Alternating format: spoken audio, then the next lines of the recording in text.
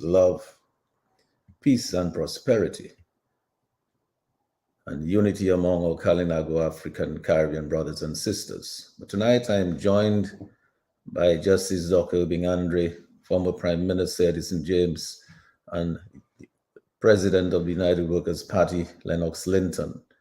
We will try to provide you with some much deeper insights into alternative, more appropriate electoral and campaign finance laws and regulations for Dominica to build on what we now have and what is under consideration, those being the House of Assembly Elections Bill 2023, the House of Assembly Electors Regulations, the House of Assembly Election Petition Rules 2023, and the Electoral Commission Bill 2023.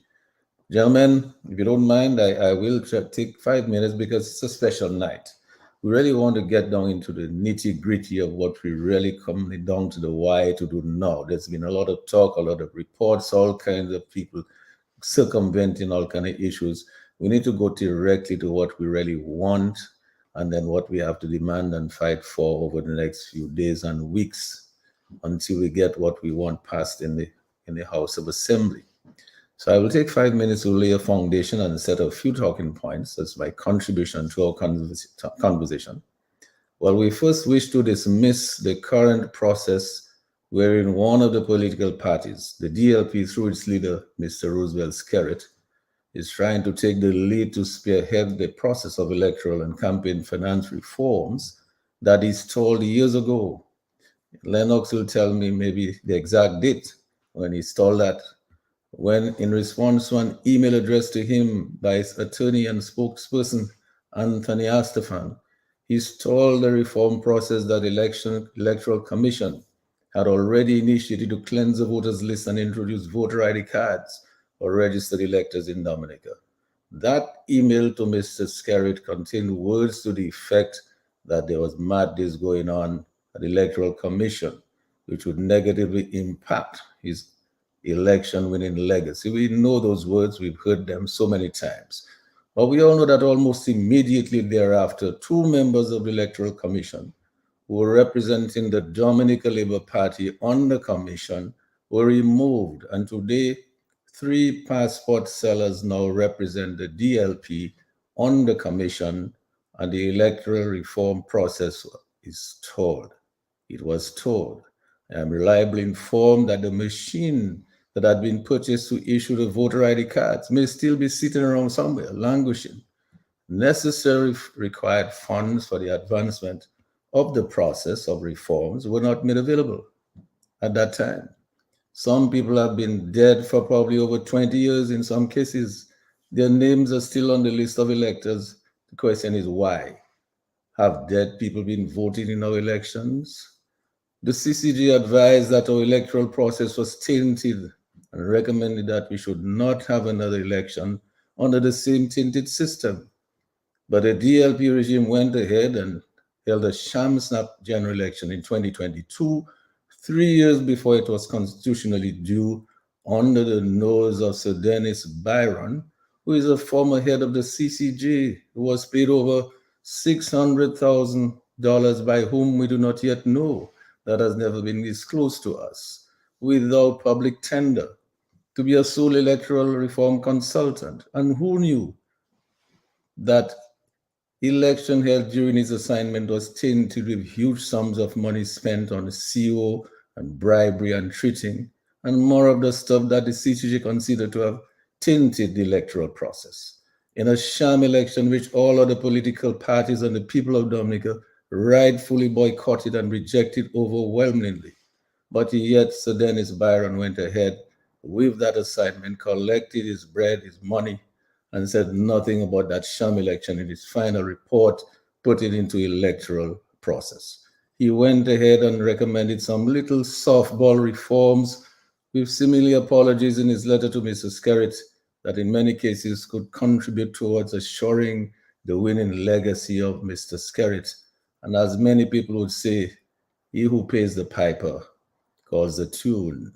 And now the same Dominica Labour Party that has a vested interest in pushing its self-interest in winning elections forever You see, the Prime Minister said for 50 years, if an unlevel playing field, they are now trying to hijack the process again in order to continue having an unfair advantage over other political parties through its leader, Mr. Skerritt, who is now trying to take the lead to spearhead the reform consultative process that is stalled years ago by appointed and elected Dominica Labour Party candidate, medical doctor Kenneth Daru, who has no legal background, to spearhead national consultations with unsuspecting people, many of whom have not read and will likely not read the numerous pages of text in the legal and other documents that even A.G. Levi Peter struggled to fully explain when they presented those documents to people invited by the DLP regime to receive the final reports and documents presented by Sir Dennis Byron. So we strongly recommend that the same groups who were given the document by the DLP administration be allowed to take the lead in consulting on these recommendations and draft laws, as they did in the past under the leadership of groups like NJAM and the Business Forum and the churches and the DPSU, and deliver more specific recommendations and possibly more desirable draft laws and regulations to the Electoral Commission, to the People's Attorney General, and to the executive branch, which should then allow the Electoral Commission to review and comment on these recommendations, following which the executive branch would then table those draft laws in Parliament for passage into law. So tonight we will consider and make some very specific recommendations. You recall that we had asked Justice Dr. Andre to help us with that. We hope he will help us with that tonight. Very specific recommendations that can contribute to these draft laws and regulations that we believe are imperative details that are applicable to Dominica's situation in order to bring about a desirable level playing field and free and fair elections that will help stabilize our democracy and quell any notion to make Dominica a one-party state at the whims and fancies of any future wannabe dictator. We will make recommendations that will hopefully ensure that the electoral reform is, as we said the last week, not a prophecy of gloom and doom. The electoral reform is ground zero for Dominica's future. Dominicans will not need to be repulsed by what may be brewing. We don't know what they're brewing over there. That electoral reform is not a curse that will destroy Dominica. We told you so last week. I'm reminding you again this week that Dominicans can get what they need and guarantee that they get it now. That Dominicans must apply the cure for the electoral diseases and save their nature island for the future generations. So tonight, ladies and gentlemen, my very special guest, Dr. Irving Andre, former Prime Minister Edison James, and UWP President Mr. Lennox Linton, will help provide alternative ideas and provisions for laws and regulations, and subsequently, I believe, down the road a little bit, constitutional amendments that will square up with what most right-thinking Dominicans want in revised electoral and campaign finance laws, and for a reconstituted, strengthened electoral commission, a strong independent chief elections officer who will function and enforce the rule of law without fear or favor, free from political influence from the incumbent administration or any other political forces. We will try our very best to provide essential ingredients and recommendations that the majority of Dominicans can feel comfortable with placing in a petition if they need to, affixing thousands of the signatures to it and demanding that the government pass into law in Parliament. Last week, I made a series of recommendations I myself put together. I contributed those to Dr. Andre. I just will go over one or two of them. We said a complete re-registration of electors right here in Dominica to ensure a cleansed voters list with no dead people and non-residents therein. That only Dominicans who reside in Dominica are on that voters list. That campaign contributions should be limited to $30 per constituent to any candidate in any constituency, a maximum of $1,000 from any Dominican corporate entity to any party candidate. No financial contributions whatsoever should be accepted from any foreign corporate entity or individual by any party or candidate. The campaign period should be no more than 90 days prior to election day. No campaign funds should be obtained or spent prior to the said 90-day campaign period. All campaign funds received and spent must be reported to the Electoral Commission within 1 week of after election day. That any breach of electoral and campaign finance laws and regulations by any candidate should be punishable by disqualifying such a candidate. And any infringement of the electoral campaign finance laws or regulations by any member of the Electoral Commission should be punishable by lifelong disqualification of that member from serving on that commission or any other government institution or agency. That a financially independent electoral commission shall be reconstituted to include representatives nominated by select civic society organizations. There shall be equal access to all media houses in Dominica by all legitimate eligible political parties on the islands at normal fees. A voter ID card with biometric data like fingerprinting and facial recognition be issued to every re-registered elector and ensure no elector votes more than once. The Chief Elections Officer shall carry out all of the functions mandated under the laws and regulations without fear or favor, and failure to do so fairly and equally shall be punishable by removal of that officer from that position. And I am suggesting that there should be at least 2 debates between party political leaders and between candidates during the campaign period. This is my suggestion. I don't know why, for some reason, people are shying away. They're afraid of debates. And that is why we have all these largesse of money spending on CO. People, these politicians need to come together and discuss the policies and the programs that they have intended to create jobs and make people's lives better. And there, of course, are 1 or 2 recommendations that require some constitutional amendments in order to be implemented. For example, I believe no more than 2 consecutive terms, and I believe my guests share that with me, no more than 2 consecutive terms for Prime Minister, no more than 15. I personally believe we have too many constituencies in Dominica. There should be no more than 15. No more than 15 members in cabinet, who shall also be members of the parliament. And I believe that the parliament or legislative body should comprise of, and these are my views, the 5 elected representatives from each village or city council or local government in each of those 15 constituencies, plus the 15 cabinet ministers. So I believe we should have less constituencies, and we should have really these people who are elected should be in a minority in any parliament. There should be a separate legislative chamber where I believe we should strengthen local government and empower them to be in that parliament, and they should really have overwhelmingly larger numbers than those people in cabinet when the laws are made. And I believe there should be a fixed date for elections every 5 years.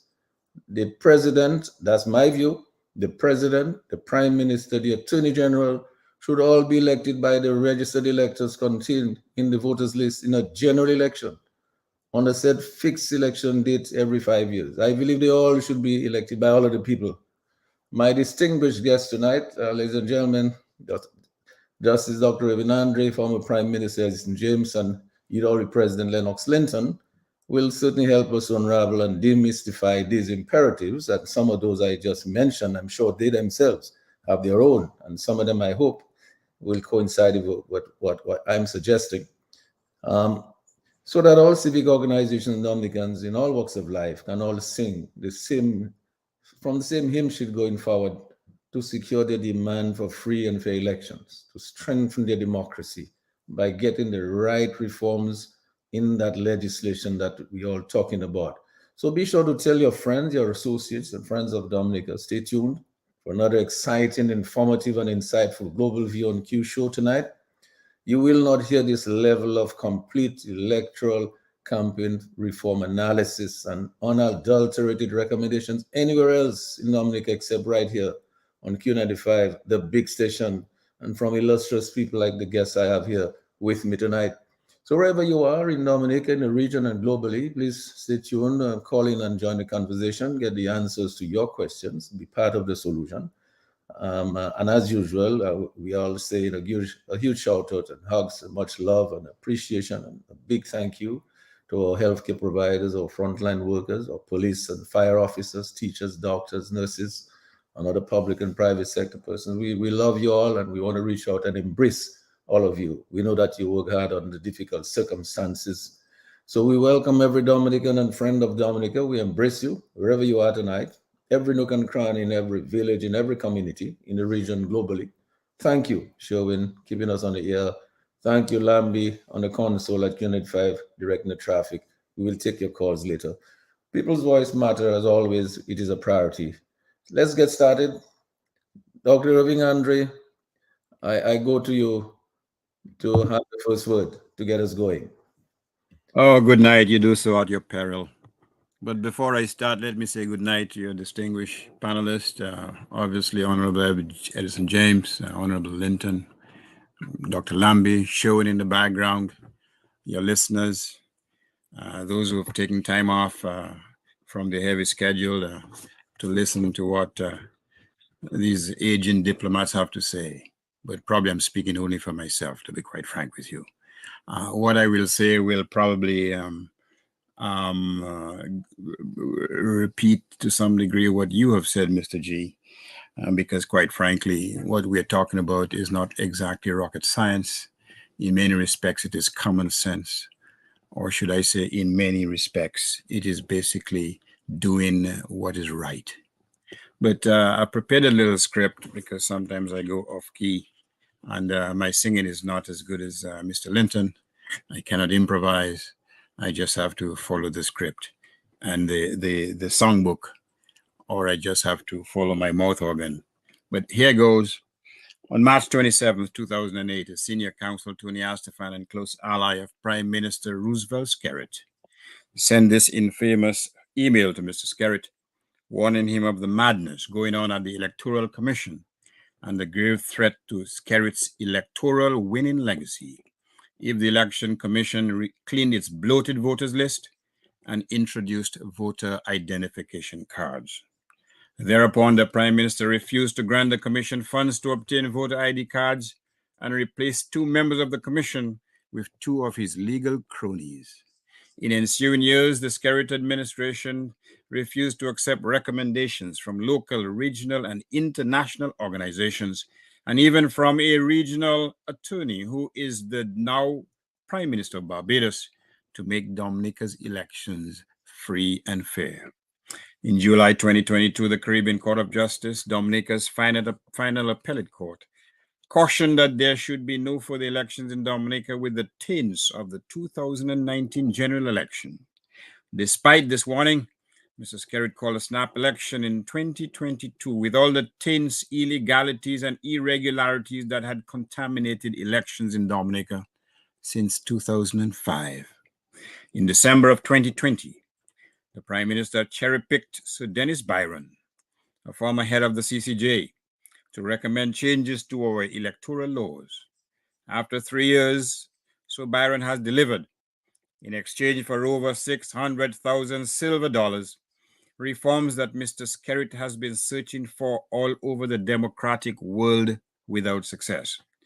So Byron had to symbolically dive deep and far in an ocean where no electoral expert had gone before, where no light of democracy shines, to surface with a Titanic of rusting reforms that will destroy Dominica's democracy and instead create a skerritocracy with red carpets leading to mansions, banks, and incomplete or empty hotels.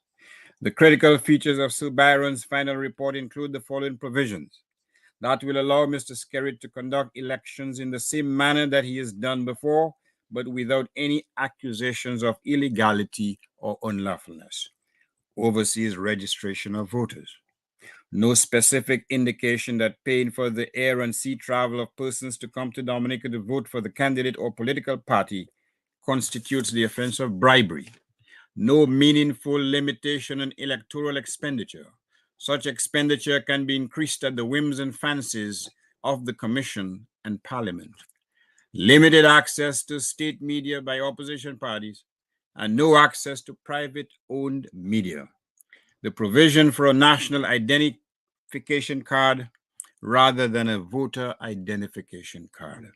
No specific indication of the biometric information that the ID cards should contain, allowing Dominicans residing overabroad to vote in Dominica if they visited the island for 90 days over a 5-day period, and placing faith in the Chief Elections Officer and Chairman of the Commission to ensure the financial independence of the Commission or compliance with the proposed reforms.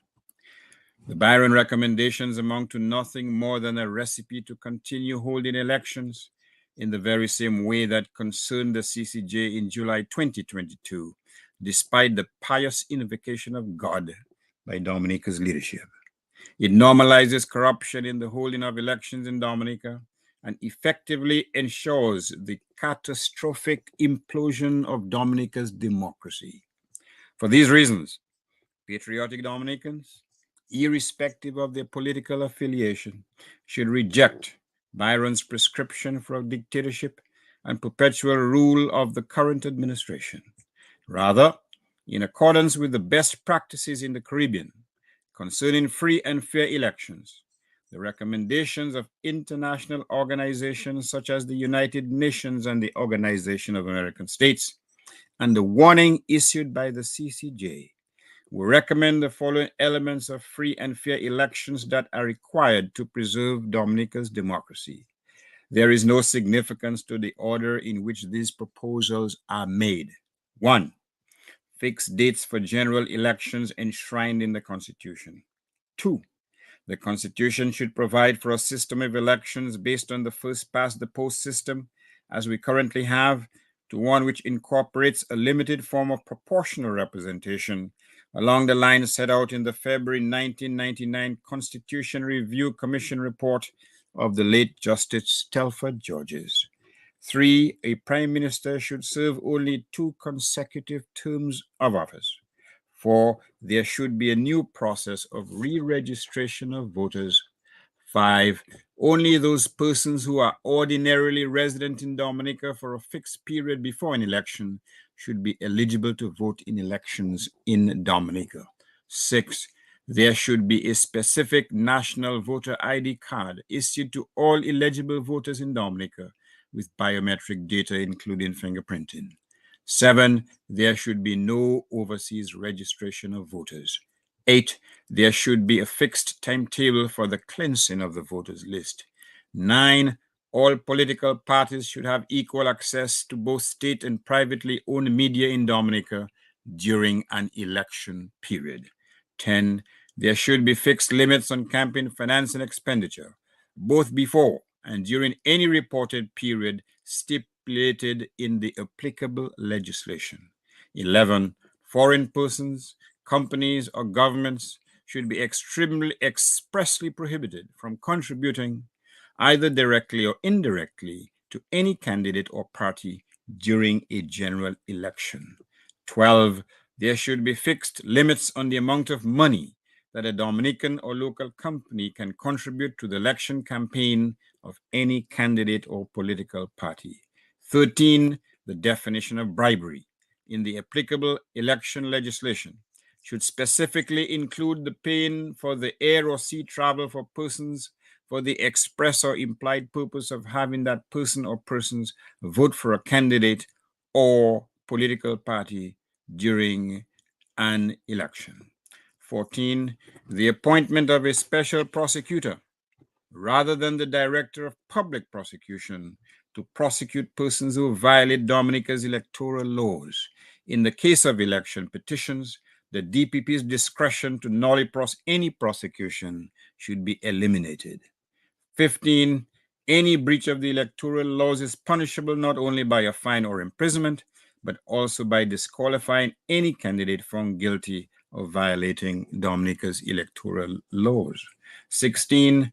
The financing of the Electoral Commission by a duly constituted independent body rather than by the Minister of Finance or by Parliament.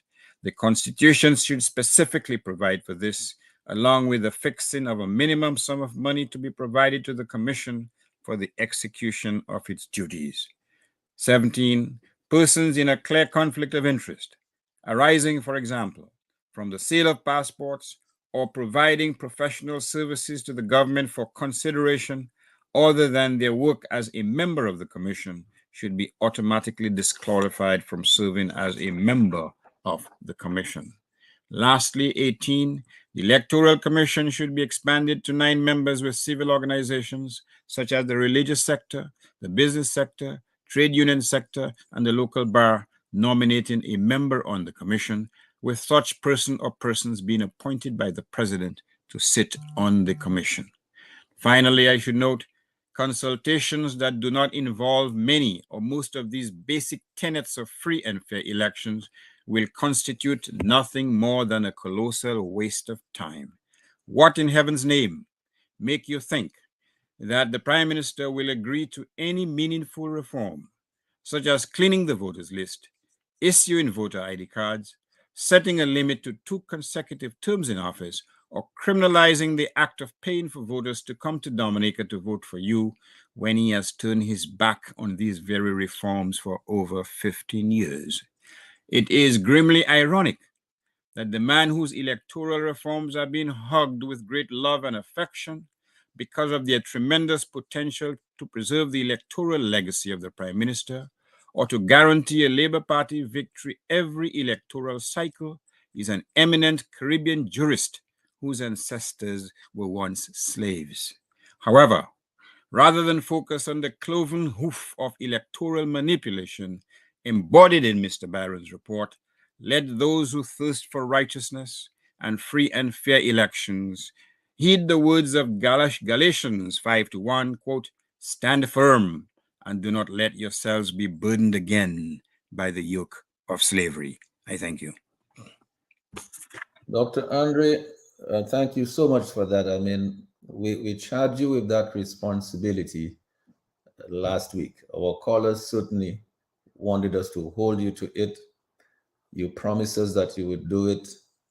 Tonight, you delivered on that promise, and you've given us 18 various recommendations. Lennox, I think, and I'm going to save Mr. Edison James for last, because after all, he's the only one among us here who was a prime minister. He knows a lot of things that we don't know. He has been in that seat, in that hot seat. We think he's a very reasonable man, and he would like to know what a reasonable prime minister would do under the circumstances. So we'll go to Mr. Edison James last, after you, Lennox. But Lennox, you heard Dr. Andre, 18 reforms. I know that you may have a few more, or you may concur with those that Dr. Andre has on the list. But the thing is, what I'm thinking, instead of paying this $600,000 to what has been called a legal luminary out there, I'm pretty sure that we can find one lawyer, a Dominican lawyer, who has some experience in drafting, to take those recommendations that will come out here tonight, and Dr. Andre has already delivered on some of them, and simply put those things into the draft legislation, because in fact, it cannot take that long to put those recommendations like this into that and to deliver. And this group that we have had in Dominica, I think, and they used to go under the name of the NJAM. It was under the umbrella of the NJAM, and then later Business Forum, and now we understand it's been called Electoral Reform Coalition. Whatever name you call it, it's the same people, it's the same groups, it's the churches, it's the civic organization, it's the trade unions, it is and so on, and the political parties. It is the same group, and they have a vested interest in ensuring that we have free and fair elections and we preserve our democracy. We've watched them work. We saw them deliver a report very early, very extensive report to the Electoral Commission and to Sir Dennis Byron. Early days. I don't know why we still needed a legal luminary after that. The fact of the matter is, Lennox, I'm thinking, and let's be guided by your wisdom in this matter. If we were to take all these recommendations that are going to come out of here tonight and simply embed them in the draft legislation, those same laws that they were talking about there, I think that one of our local lawyers could do that in a shake, and we certainly would not have to pay them that kind of money. And we could have draft legislation that really reflects the will of the people, that will deliver free and fair elections to preserve the integrity of our democracy. And we could be on our way going instead of having to wait how many years and everybody pretending that they really want and they're waiting and they're anxious for Sir Dennis Byron. And as soon as you bring it, we're taking it there because maybe they know what's in it. Lennox, your views. You only unmute your mic. Thank you, Sheridan. Good evening to fellow panelists, Dr. Andre, Honorable Edison James, Mr. Charles in the studio. Sheridan, thanks for the invite. Always good to talk to the people of Dominica about matters that concern them directly. And let me first of all thank Dr. Andre for his analysis of the essential elements of reform that the people of Dominica were looking forward to, but in large measure did not receive in that consultation exercise of Dennis Byron. And where we are right now is we have spent so many years going back and forth on this necessity for reform that sometimes we forget that what we really want the reforms for is so that we can have free and fair elections in Dominica. That the people of Dominica will once again have the right that their God has given them to choose their own government by majority votes of conscience in a free and fair manner. So all of the hype and interest around electoral reform, which in some respects has caused a kind of disconnect, really has to do with the people's right to free and fair elections. And as a result of the people having that right taken away from them through the last 3 or 4 election cycles, we have seen the impact on lives in Dominica, on lives and livelihoods in Dominica. So at this stage where we have these recommendations for reform, which will not deliver what we want, we know exactly what we want, which is what was placed before the consultant by various stakeholders and individuals throughout the consultative exercise. And Dr. Andre has just summarized brilliantly what is it we really needed, but we did not get from this $650,000 exercise. I'm minded to say at this time, Sheridan, it seems like the pro bono works much better for us, and it is where we pay money, big money. Well, let me just. I know Dr. Andre is a very humble man. He's not going to say that. But Lennox, do you realize that we gave Dr. Andre an assignment a week ago, Mhm. and the man has delivered in 1 week what took some, but what, 3 years? It took another gentleman to deliver, and did not deliver. Yeah, but Dr. Andre is reading from the hymn sheet of the people of Dominica, which was effectively presented to the consultant over that 3-year period of the assignment. That is what is so distressing about this. And you go back to that letter of March 28th, 2000, March 27th, 2008, where basic reforms like issuing ID cards for voting and cleaning the voters list, having an accurate register of voters, was considered to be madness. And there emerged a campaign, a commitment to ensure that this so-called madness, these basic reforms, would not be allowed to interfere with the re-election legacy of Roosevelt Skerrit. And you wonder why it is that we have come to this stage now, 3 years, almost 3 years after the Byron consultancy began in September of 2020, that you can have a so-called legal luminary a bright spark in the legal community, a well-respected jurist, well-respected international jurist. He was at the Caribbean Court of Justice as the president of our apex court. He was former Chief Justice of the Eastern Caribbean Supreme Court. He was a former president of the International Criminal Tribunal in Rwanda.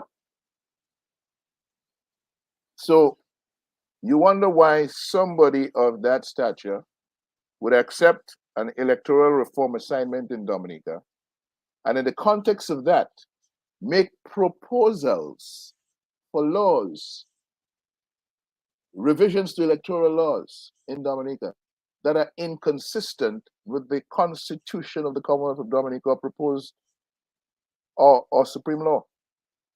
You have, for example, and I'm citing 3 examples here, which go to the credibility of the work that we have received. And why is it that it's important for what Dr. Andre has summarized and put together for the nation to refocus on those now and ensure that that is the reform that is enshrined in legislation, revised legislation going forward.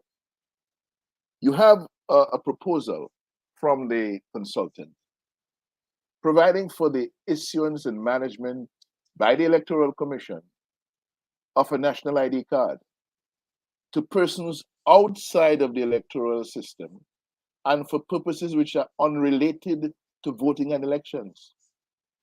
This is inconsistent with the responsibilities that are conferred on the Electoral Commission by the Constitution. The Constitution at 38(1) says, quote, "The Electoral Commission shall be responsible for the registration of voters, for the purpose of electing representatives, and for the conduct of election of representatives and senators, and shall have such powers and other functions relating to such registration and elections as may be prescribed by law." The consultant is asking us to enact a law that is inconsistent with this provision of the Constitution. In other words, he wants to enact a law that gives the Commission responsibilities that the Constitution does not give it. The Constitution is our supreme law. That's Section 117 of the Constitution. And I want to read it because it's important. Section 117 of the Constitution says that the Constitution of the Commonwealth of Dominica, where is it? 16, 17. This Constitution,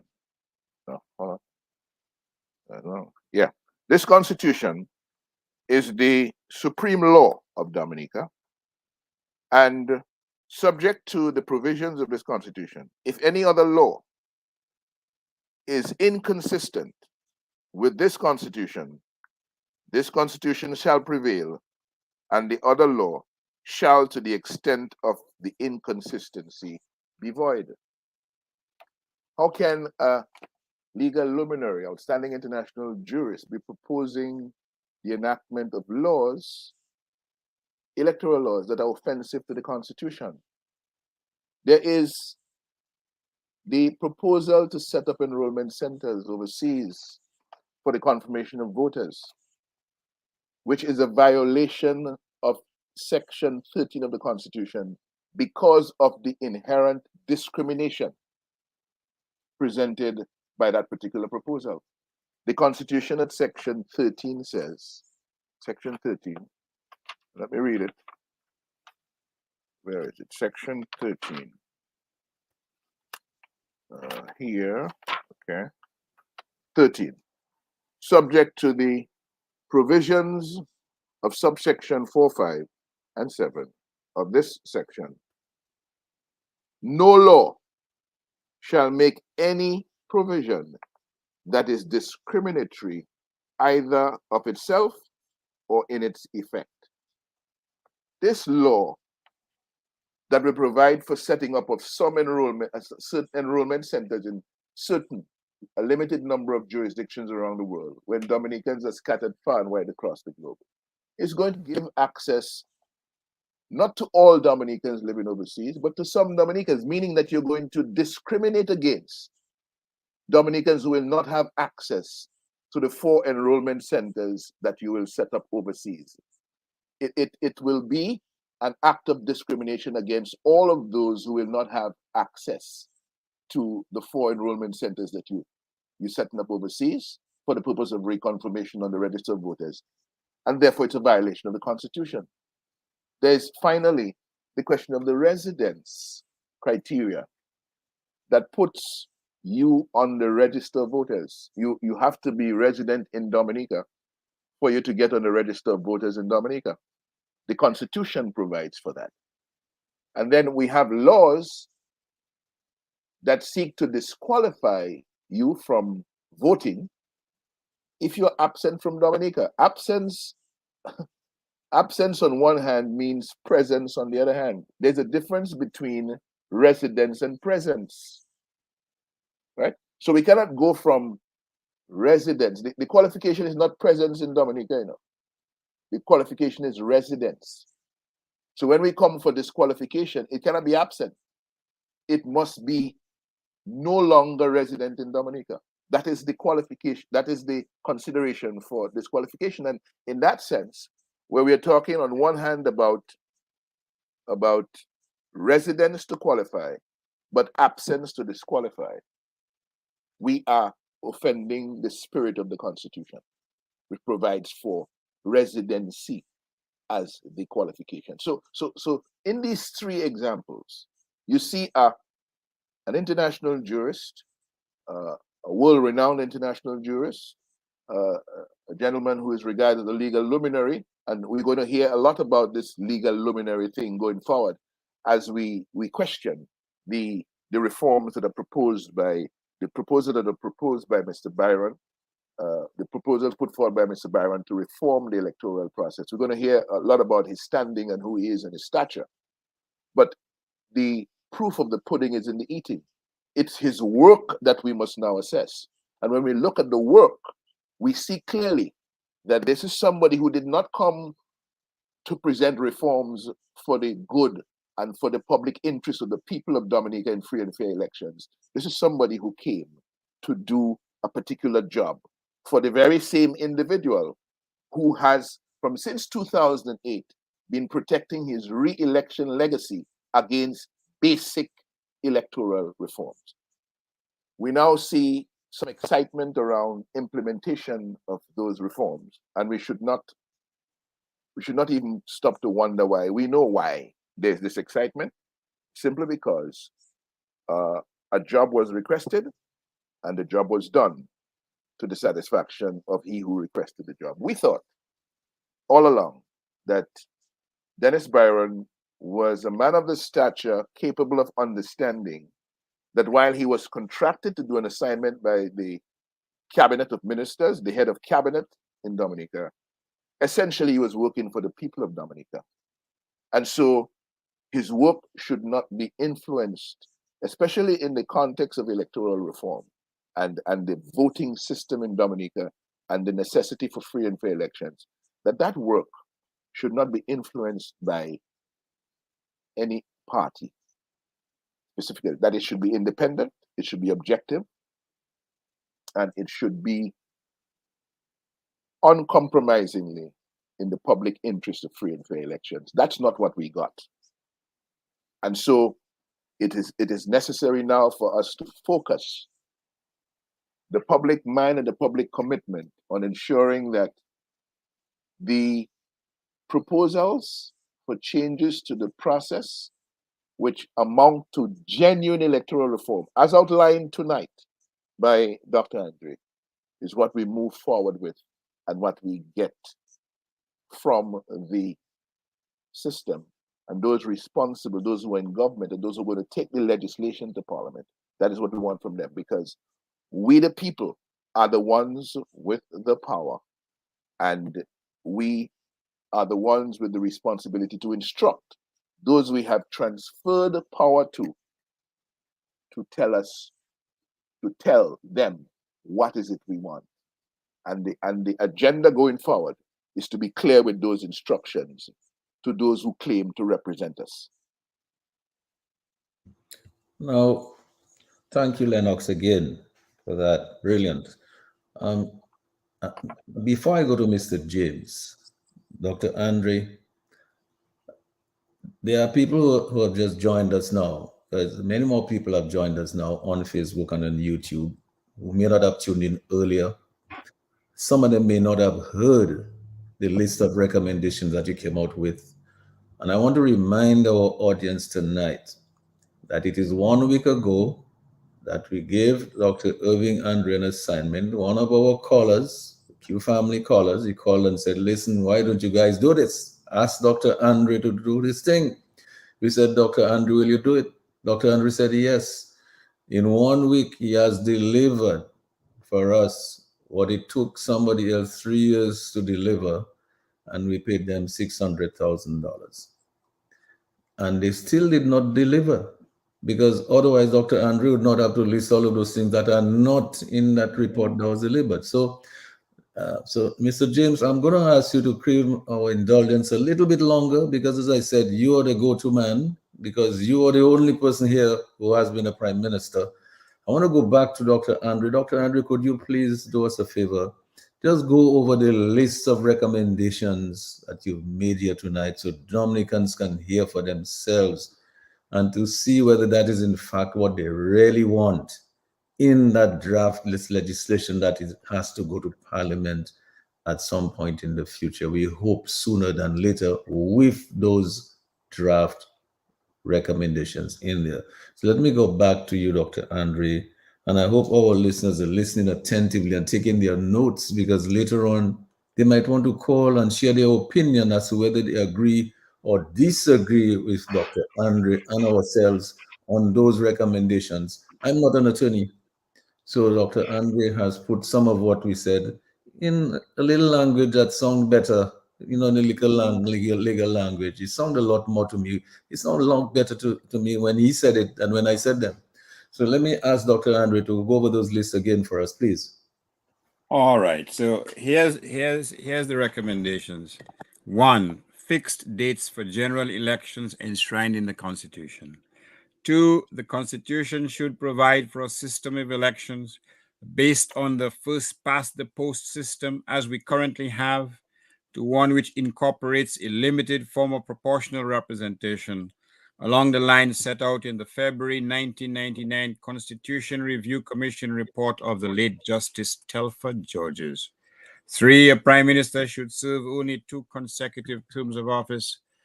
4, there should be a new process of re-registration of voters.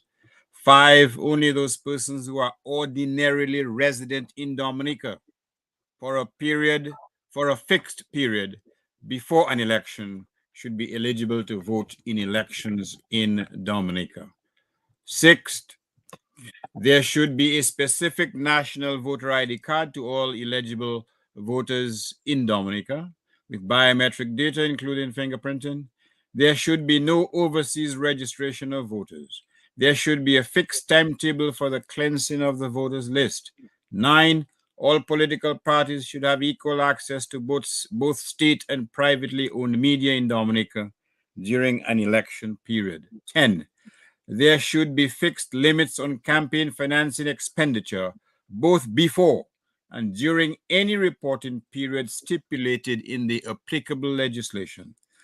11, foreign persons, companies, or governments should be expressly prohibited from contributing either directly or indirectly to any candidate or party during a general election. 12, there should be fixed limits on the amount of money that a Dominican or local company can contribute to the election campaign of any candidate or political party.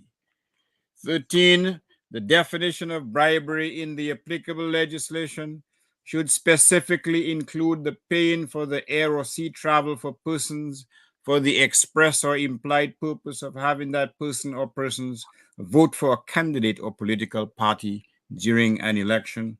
14, the appointment of a special prosecutor rather than the director of public prosecutions to prosecute persons who violate Dominica's electoral laws. In the case of election petitions, The DPP's discretion to nullify any prosecution should be eliminated. 15. Any breach of the electoral laws is punishable not only by a fine or imprisonment, but also by disqualifying any candidate found guilty of violating Dominica's electoral laws. 16. The financing of the Electoral Commission by a duly constituted independent body rather than by the Minister of Finance or by Parliament. The Constitution should specifically provide for this, along with the fixing of a minimum sum of money to be provided to the Commission for the execution of its duties. 17. Persons in a clear conflict of interest arising, for example, from the sale of passports or providing professional services to the government for consideration other than their work as a member of the Commission should be automatically disqualified from serving as a member of the Commission. And last but not least, the Electoral Commission should be expanded to 9 members with civil organizations. It should be including civil organizations such as the religious sector, the business sector, trade union sector, and the local bar nominating a member on the commission, with such person or persons being appointed by the president to sit on the said commission. So these, in summary, are the proposed reforms to represent free and fair elections in Dominica. Dr. Andre, thank you. And I want to thank you on behalf of all of those persons who have just, signed in since we started. And the numbers are growing on Facebook and YouTube. And I'm sure that they appreciate that list that you just put there. And it's so comprehensive. It sounds so simple, so reasonable. It sounds so much that like something that can be easily implemented and that can help to give us what we're looking for, which is free and fair elections. Mr. James, I suspect it is possible that by the time you're finished making your presentation, your first presentation, it's possible that you may have one or two things you may want to add to that, or you may be satisfied that the list that Dr. Henry has prepared adequately represents some of the things that you yourself would like to see. As I said, I have to defer to you. You're the only one among us here who has been a prime minister. Thing is that we have known you to be a reasonable prime minister, and the constitution, in fact, the framers of the constitution probably had anticipated that would be gentlemen like you would be prime ministers. And there would have been no need for us to be worried about doing all kind of things to reduce the powers of prime ministers because, of whatever it is. Mr. James, and let me go over to you, but I just want to remind you in so doing that I heard Dr. Andre speak about the Telford George's report. I believe that it was your administration that gave that assignment to the Telford George's, and it was they who came up with those recommendations, but your administration did not remain in office long enough to implement some of those constitutional amendments that would have been required to give effect to those recommendations. I really want to go over to you now to give us the wisdom of your thoughts on all of this as we go forward and as we say to the people who are listening to us in Radio Land, globally, regionally, locally, and to say to the civic organizations that are listening us to that are meeting from time to time, they've heard that list of recommendations from Dr. Andre. I don't know how soon, Dr. Andre, by the time we finish here tonight and we've tweaked whatever it is we have to tweak here afterwards, I don't know how soon thereafter he'll be able to give us a list which we can circulate to those civic organizations and ask them to consider those in discussing going forward to be, in fact, what it is that we're talking about in terms of consultation, in terms of what Dominicans want in their constitution. I believe it is a good idea for them to take a very close look at this. And for the discussions going forward to be really around those recommendations. Mr. James, let me go over to you now. Okay, thank you, Sheridan. And let me say good evening to you and good evening to your listeners and viewers. Good evening to Dr. Andre and President Lennox Linton, to Sherwin and Lambie, and all the others that I've missed out so far. Coming as I'm doing after the illustrious presentations that have been made so far, it is perhaps appropriate that I just say I agree with everything you all have said, and let me go and rest myself. It's a lot of rain, heavy rain here in Barbados, and it's a nice time to be under the covers. But I, I have to yield to your demand and request, and I'm happy to do that. Um, with respect to the recommendations, proposals made by Dr. Andre, let me say that essentially I concur with all of them. There will, of course, be the requirement, the need for constitutional intervention, revision of the Constitution, amendment of the Constitution to effect some of them. In some cases, it will require a referendum. So, but that doesn't mean that these are not desirable actions and changes that should be made. With respect to the comment about the Telford George's assignment engagement, yes, we thought that it was important, having had so many years elapse between the time the Constitution came into being in 1978 and when we asked um, Telford George's, Justice George's, to do that review, it was necessary and came up with some recommendations. We did not, of course, have the constitutional mandate, the numbers in the parliament to give effect to many of the recommendations. We sought to get the other party at the time to agree to support us to do those things which we could have done without a referendum, which the House could pass. We did not succeed. And as you know, we were, by the time, I suppose, let's say we didn't have a mic. If somebody else's mic on, we can turn it off so that we get less interference. James, Mr. James, go right ahead. But having said that, I concur generally broadly with the recommendations made by and let me just make some observations. The history of this electoral reform exercise goes back a long way. As far as I'm concerned, we as a party, United Workers' Party, and you've indicated that I was Prime Minister, and I have been Prime Minister through a party, I suppose, in the circumstances. So the United Workers' Party since way back 2005 at Newtown, at a big rally in Newtown, highlighted the need for electoral reform because we had seen what had happened between 2000 and 2005. And we embarked upon a mission to seek to get electoral reform, having identified the essential elements of reform that we had in mind. I think the commission at the time was sympathetic to taking on board some of the proposals that we had made. And so two of the major proposals was the question of cleaning the list, the complete re-registration, and the use of ID cards for voting. Then we had the intervention of Anthony Esteban in that notorious email, which I think you referred to earlier, in which he directed Mr. Skerritt to stay away from electoral reform as being proposed by the Electoral Commission. Okay? And everybody knows that, every school child knows the details of that email. If they do not know, if we think they do not know, it is perhaps desirable for us to make sure that they know. And just as how Sheridan used to have to do recitation, then Lennox would know that he used to go at the church, in the Methodist church, and he had to salute, and then he recited.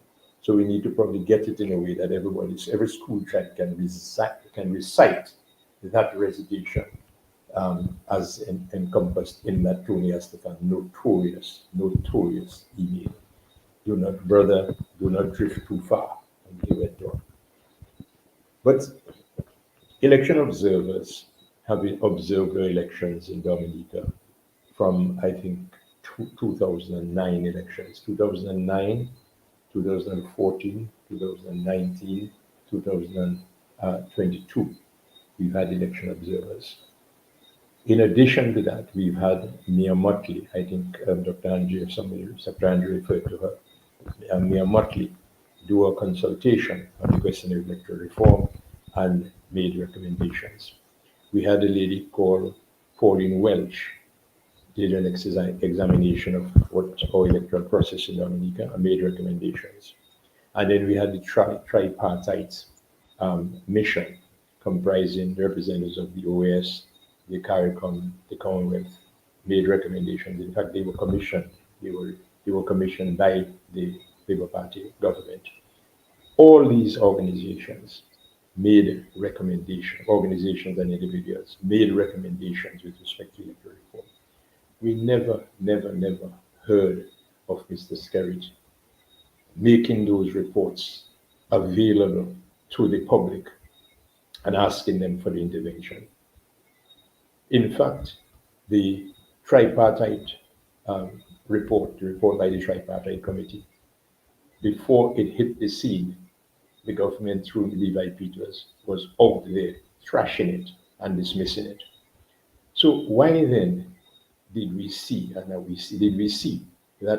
major ceremony at the State House, delivering the report and giving the report out to everyone?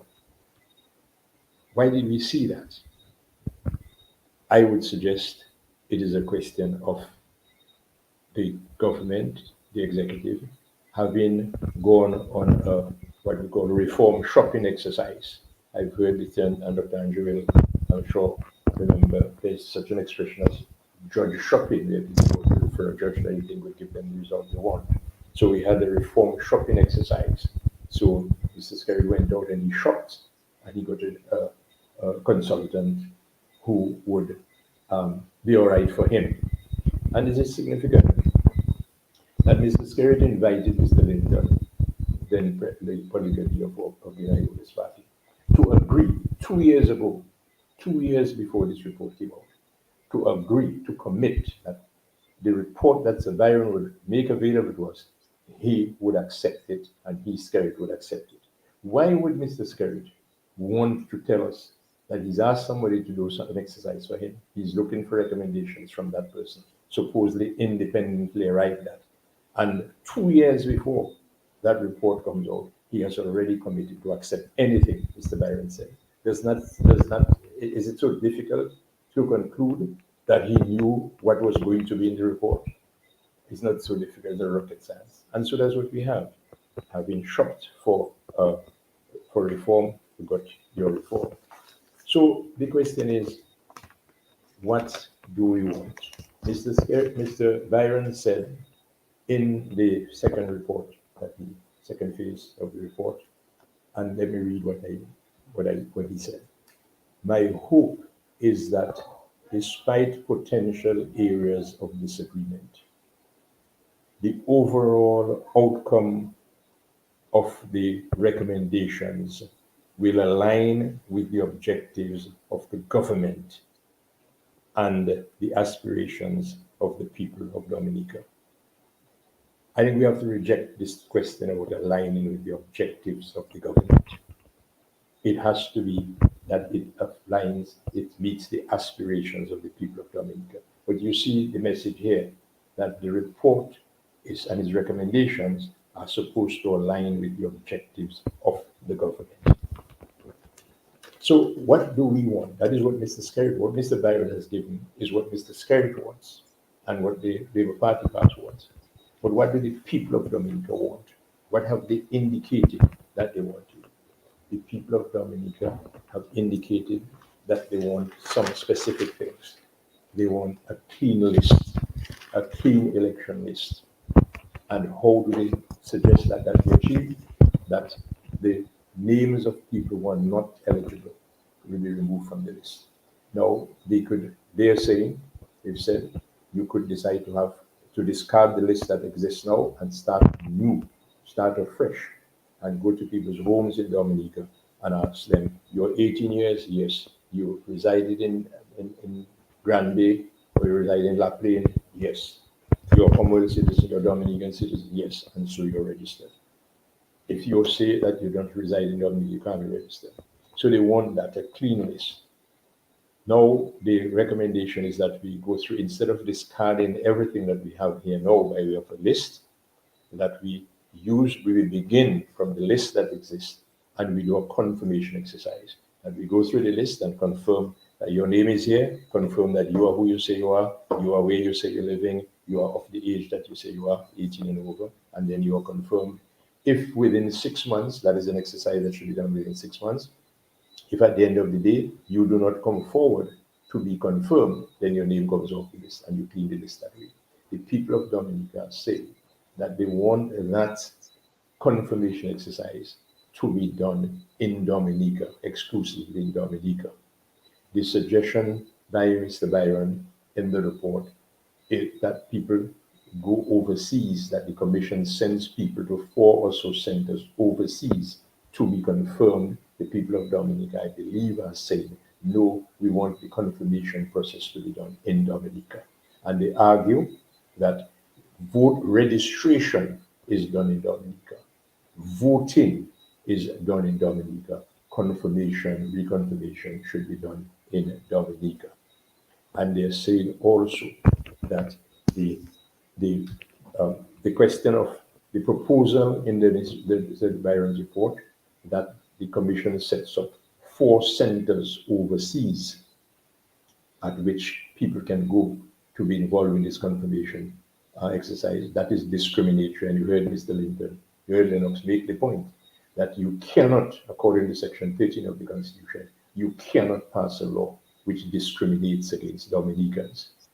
I think it allows for non-Dominicans, you can discriminate, but not Dominicans, and I'm sure Dr. Andrew will help me out on that. So you cannot pass a law that discriminates against Dominicans, a law that says people in New York and people in Antigua and people in St. Martin and people in Canada, where Dr. Andrew is, I will bring an officer there so you can just walk down the road. Sheridan in Canada as well. I'll bring an officer there so you can just walk down the road and get confirmed. But people in London and people in Los Angeles and people in Germany, they cannot have that same opportunity. That is discriminatory, and a law cannot be passed under Section 13 of the Constitution, which is so discriminatory. So, not quite apart from the desire of the people of Dominica, there is a constitutional bar, we believe, to that kind of activity. The people want ID cards, and Mr. Byron made that point, that in the consultations, the large majority of the people wanted ID cards for voting with fingerprints. That is what they want, and that is what we should have. Okay, so these are some of the things. Then the question of bribery. One of the things that has been paramount, and it's at the forefront of the discussion, is this question of bringing people from overseas to vote at election time. At a time when the airport at Melville Hall, which normally has 3 flights a day, is involved in around 50 flights a day. People see that the seaports suddenly become, the most active place in the world, and you have people who tell you you can come through the back door, you can take a quick way if you want. So yes, and that is being paid for by the money of the state that should come to the state. There's no question about that. We have seen that. In a court case, the one that the CCD eventually commented on, the challenge in the petition was that the Labour Party paid thousands of people millions of dollars to bring them into vote. And the other side, the Labour Party side, they accepted that was done. So the law, as contained in what we call Halsbury's Laws of England, states that the paying of fares or whatever to people to bring them into vote on the basis express or implied that they will vote for a particular candidate is bribery.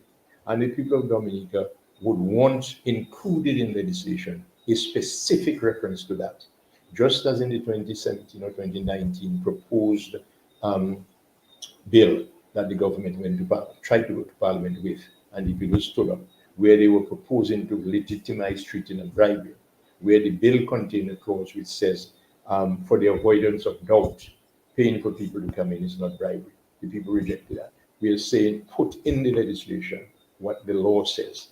So that's what they want to deal with, this question of bribery, because that's a major factor there. And then access to the media. there is, and Mr. Byron says he's recommending what he calls best practices, international best practices. As far as media access is concerned, what the people of Dominica want is for all parties and candidates to have equal access to all media, electronic and print media.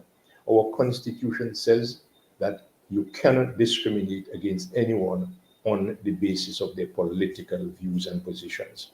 To allow DBS, Kyrie, Vibes, Q95 to be able to say that they will allow one party to have access to their facilities and another party denied because they are not the party that they support, that is constitutionally prohibited. And we want that to be so in our law. And we are saying that there's legislation in Antigua, just in Antigua, which provides for that kind of equal access to media by political parties. That could easily have been lifted from the Antigua law and put in our laws here, and we are saying that is what we want. And you mentioned campaign financing and the public debates. I believe that we should have that included in our laws here, because that is very important. We talk about election campaign is about persuading people, talking to people, put forward your plans and programs to them, compare what the other side is saying. So it is not out of place. I hadn't heard this before in that kind of precise way, but Mr. Gregoire, when you mentioned it, and I agree with you, put it in the law that at least two debates between the leaders of the political parties and at least one between the candidates in the constituencies. Why should they run away from debates? No. What is the end product of this electoral reform? Is to have free and fair elections. Free and fair elections. There's no question that our elections have not been free and fair. Mr. Sheridan has touted, and gentlemen, please help us to inform our people. This lie Mr. Sheridan is telling, that elections have that all observer missions have said our elections were free and fair. That is not true. The Commonwealth Observer Mission, with respect to the 2014 elections, said the elections were free but not necessarily fair. All elections in Dominica are free.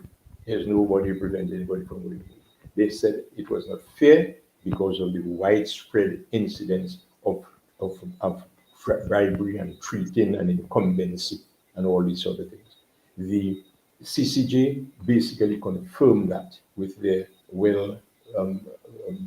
widely known comment on the changed nature of our elections. The OAS, which observed the elections, the sham elections in 2022, they've also said that the rules needed to be addressed because of the nature of the election. So for Mr. Scary to keep holding on to this thing that all elections, all observer missions have said all elections are free and fair, that is not true.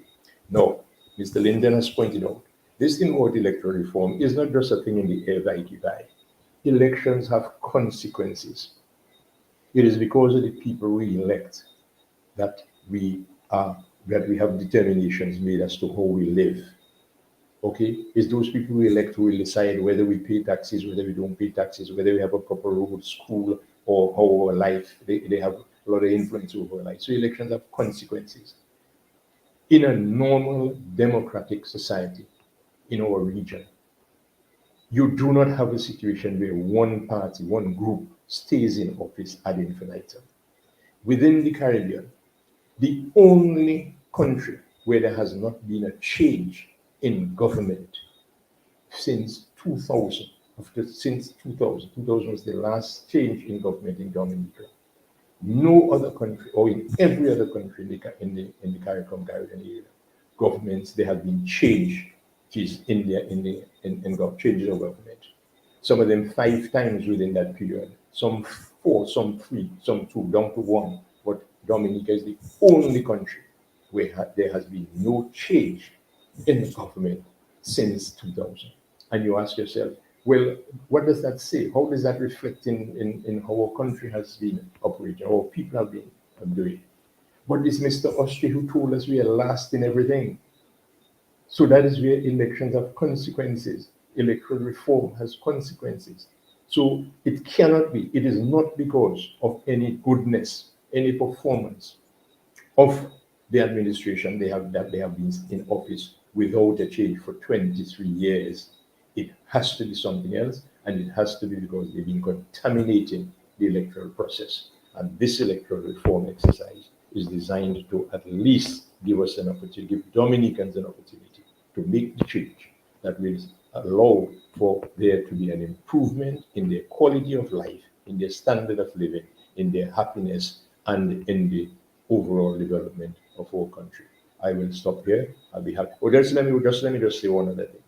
Gentlemen, when people, I think Mr. Linton mentioned the importance, the fact that we have to examine Mr. Byron's report in the context of what he's given, how he was engaged, and what we are aware that Mr. Byron, after having presented his first report in 2022 November, in January, 23rd of January 2023, Mr. Byron had an engagement, a telephone or Zoom engagement with the Skerrit. And a number of the proposals and the positions that Mr. Byron had taken and articulated, either in his report or in other communication, Mr. Skerrit took him to task at that meeting on the 23rd of January. And Byron changed his position on a number of those things, which you saw reflected in the final report, even to the extent of him recommending something which he himself recognizes is unconstitutional. But Mr. Skerrit, I would say, almost browbeat Mr. Byron in that meeting of the 23rd of January, where many things that Mr. Byron had indicated is his position, or the positions that the people had indicated to him through the consultations, he changed his position on them. And that is shameful. Thank you very much, Mr. James. I mean, spoken truly like a real prime minister. Obviously, you have the experience, you have the knowledge, you have the wherewithal, and you've been there and you've done that. We promised tonight that we were going to allow our callers and the calls to take priority. We're going to do that now. Nambi, I'm going to ask you to give the callers a number so they can, have their say on callers. But just before you do that, Lambi, I just wanted to say something here. Mr. James pointed to a few things. Dr. Andre gave us this comprehensive list, 18 reforms, straightforward, simple. A legal luminary gave us 4 documents with many pages that really didn't say anything like what we heard from Dr. Andre tonight. To all of you who are listening out there, Radio Land and on the internet and so on, and to all of the civic organizations, the leaders of the civic organizations, the Chamber of Commerce, Employers Federation, the Manufacturers Association, the CCM, the Business for NJAM, all of you all listen. I don't know whether you really have read that document, the documents that were given to you. I mean, it's going to take a long time for you to read them. And you are all bright people. I mean, Dominicans are bright people, but yet, I mean, are you going to tell me you're going to ask a farmer, out there to take how many weeks to read all this legal jargon? And we have read it ourselves and we haven't found anything in it that is uplifting to the extent that it reflects anything like what Dr. Andre said tonight. My question I want to put to the people tonight, Lambi, before I go to you. You've heard from Dr. Dennis Byron's report. You've heard from Dr. Irving Andre tonight, 15 clear, straightforward recommendations that we know are implementable that the Dominicans desire. The question is, and you tell us when you call, who do you trust? Who do you trust with your electoral reform? Do you trust Byron or do you trust Andre? Tell us when you call, please. We really want to hear from you tonight. Let me give the people the numbers. And I'm hoping, Dr. Andre, that you will be able to give us this document tomorrow. It might tweak it a little bit to add anything else that needed to be added from what we have said here tonight and what Mr. James has said as well. But we want to be able to prevail on you, Dr. Andre, to be able to, if necessary, to ask you to come on. We know you're very busy during the day. If you have a moment you can spare us on the hot seater on Talk on the Block, to come and explain and go through those recommendations for the people and explain to them and take the people's calls, hear from them, hear the responses to you, and you give them the explanations. And we can do this tomorrow, we can do this the day after. So I hope that you'll be able to make yourself available, because we have to keep the momentum going. We have to keep this discussion alive. So over to you, Lambi. You are listening to or viewing viewing the Global Viewing Queue. We now open up the lines to take your calls. The numbers are as follow: 449-3095, 449-3096, 449-3097, 616-4257, 305-432-9624. Let me run those numbers again. 449-3095, 449-3096, 449-3097, 616-4257, 305-432-9624. And we already have a couple callers. So let's take this caller, the overseas line. Caller, please go ahead.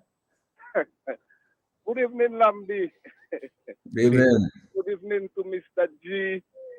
Yeah. Brother Justice Andre, Mr. James, Honorable Linton. Good evening, sir. Mr. G, Byron is a hitman, a hired hitman. So there's no way we could trust him. But I would like to add two more, because I don't know. I think Honorable Linton maybe have one of them, but I didn't hear the other one from Dr. Andre, in that any matter that has to come before the court pertaining to our election must be heard within 90 days. And the other one I would like to propose is that anybody voting in any other jurisdiction shouldn't be able to vote in Dominica. But everything else, I think I confirm and I'll support Mr. Andre 100% with his recommendation, Mr. G. I think it's very good. We need result. And you see, the basic of this exercise is it doesn't all affect our electorate, but our whole democratic system. We want to enhance and make it stronger. And that is a key importance for me. Because I don't want to live in Cuba or Venezuela or China or Russia. I want to live in Dominica. Thank you. I'm listening, Mr. G. And thank you so much for that, Lambi. You want to take another call, or you want us to go ahead until... Okay, so let's go ahead. Dr. Andre, we're getting a lot of feedback here, but before I go, Lambi, let's go over to you. Yes, caller, please go ahead. Hey, beloved gentlemen, blessings and thanks. Blessings to you, sir. I know years ago we had intellectuals digging people out of the grave of ignorance. Now you have the residual or the intellectual residue of digging graves and burying people in the graves of the ignorance. That's why the criminality is being facilitated by brilliant people, educated people, lawyers, and, just name it, passport wheelers and dealers and all of that. But let me give thanks to Dr. Andre with his alternative recommendations, if I may use that term. Because I don't know if it take Dr. Andre 5 years to do it. Doctor, can you maybe take you a longer time? But I know it took you a lesser time. From the last program, Mr. Gregoire? From the last program, I think somebody suggested that he should do that. Am I correct? As a matter of fact, you're very correct. It was just a week ago, I don't know what is going on with Andre. I don't know what food he eating. I don't know what his wife giving him. What is that? But it's 1 week ago we asked this man to do this thing, and he gave us a comprehensive list of recommendations tonight that, as you know, a legal luminary was not able to give us in 3 years, and we still didn't get what the people wanted. Can you imagine? Quite applicable, quite reasonable, quite logical, and, basic. There's nothing to pull your hair to get your hairs getting gray. And look at that. But that is to facilitate free and fair elections, what Dr. Andre is recommending. The alternative to the cat litter from I do not want to mention that man name. I created a word to put the sub. I will not deal with it. But I'm just saying, gentlemen, what needs to be done to counterattack that onslaught, that violent attack on the unsuspecting people of Dominica? It has to be drastic, because that's a deliberate provocation into uprising, into violence. And that's what I see. I did not recognize the former prime minister, but sorry, but I know there are two guys, they in the former lives, they may be prime ministers, and I'm not going to say who, but Mr. James Blessing. So I am just saying, gentlemen, something drastic needs to be done with mobilization, motivation, and organization. And what do you think, Dr. Andre? With the two commissioners on which Mr. Wayne James and Hillary resigning from that garbage they have presenting as a commissioner, as a commission. Thank you. And thank you so much for that call. Lambi, you have another call? Yes, we have two more calls. Good evening, caller. Please go ahead. Yeah, good evening. Good evening, esteemed. Evening. Can you hear me, Bambi? Yeah, I'm hearing you. Go ahead. Well, Mr. J, Yes, sir. you opened that show tonight as an ace. You know, I have been praying for that kind of entrance. I have been praying for that Dr. Andre delivered tonight. Talking points for the regular people on the street to have as weapons in their hands. Mobilization talking points. Thank you. I, however, have one issue. Part of fighting a struggle is there's a psychological aspect to struggle. And in addressing things psychologically, you can steal the thunder of your opponents. And this really is a war, because these people intend to fight a war on this. The idea of excluding the diaspora, and I think I support the residency issue. And when you look maybe at something like what Rosie Douglas proposed, that is kind of outdated. But I think we should leave the door open to a sort of diaspora representative alternative to steal the thunder of the opposition. And I say the opposition in regard to that struggle in terms of the government. And this intent and this division of public and this thing that can go on and disrupt what we are trying to build.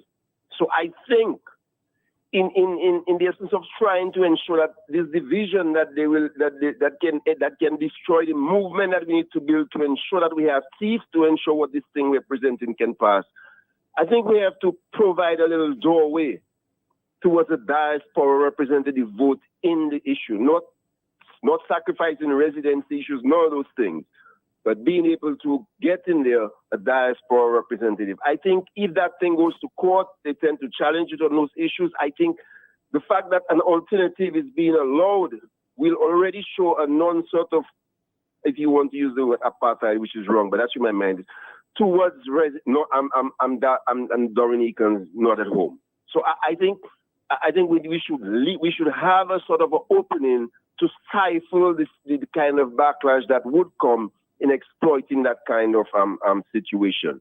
That's what I would add to this, and I think we should try to see how we can shape the language in addition to what is on that list. But I am happy tonight. I applaud the effort. Yeah, thanks a lot. This is how we need to go. Appreciate that. We'll come back to try to answer that question in a minute. Lamb, you want to take another call? Yes, we do. Caller, we lost that one. Let's take this one. Good evening, caller. Thanks for being there. Go ahead. Yes, Lambi, good evening to you. Good evening. And good evening to the entire panel. But first of all, I want to recognize the contribution that Global View has been making in recent time with respect to electoral reform. And what amazed me is that, delights me is the fact that they are consistent with electoral reform.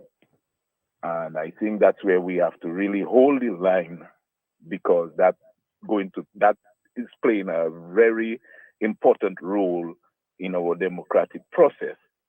And I think we've gone through a lot And over the years, I mean, when you come to think of what really Dennis Byron has done to we, the people of Dominica, particularly those of us who respected him, trusted him based on his professionalism and his work that he have done throughout in his field, in his career, I think that is a big blow, a big betrayal, and a mistrust to the people of Dominica.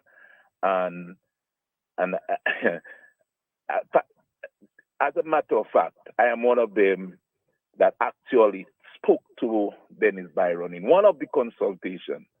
And I said to him, sir, I am, based on all of what I have heard about you, I am giving you that honor and I'm with you, I'm on board in you doing your best to ensure that we'll have free and fair elections in Dominica and work towards the reform. And it is rather unfortunate today that I'm hearing on the opposite. I mean, I am disappointed, and I mean, words cannot express how I am feeling at this point in time. And what I can say to the people of Dominica is that we have to unite, we have to stay together.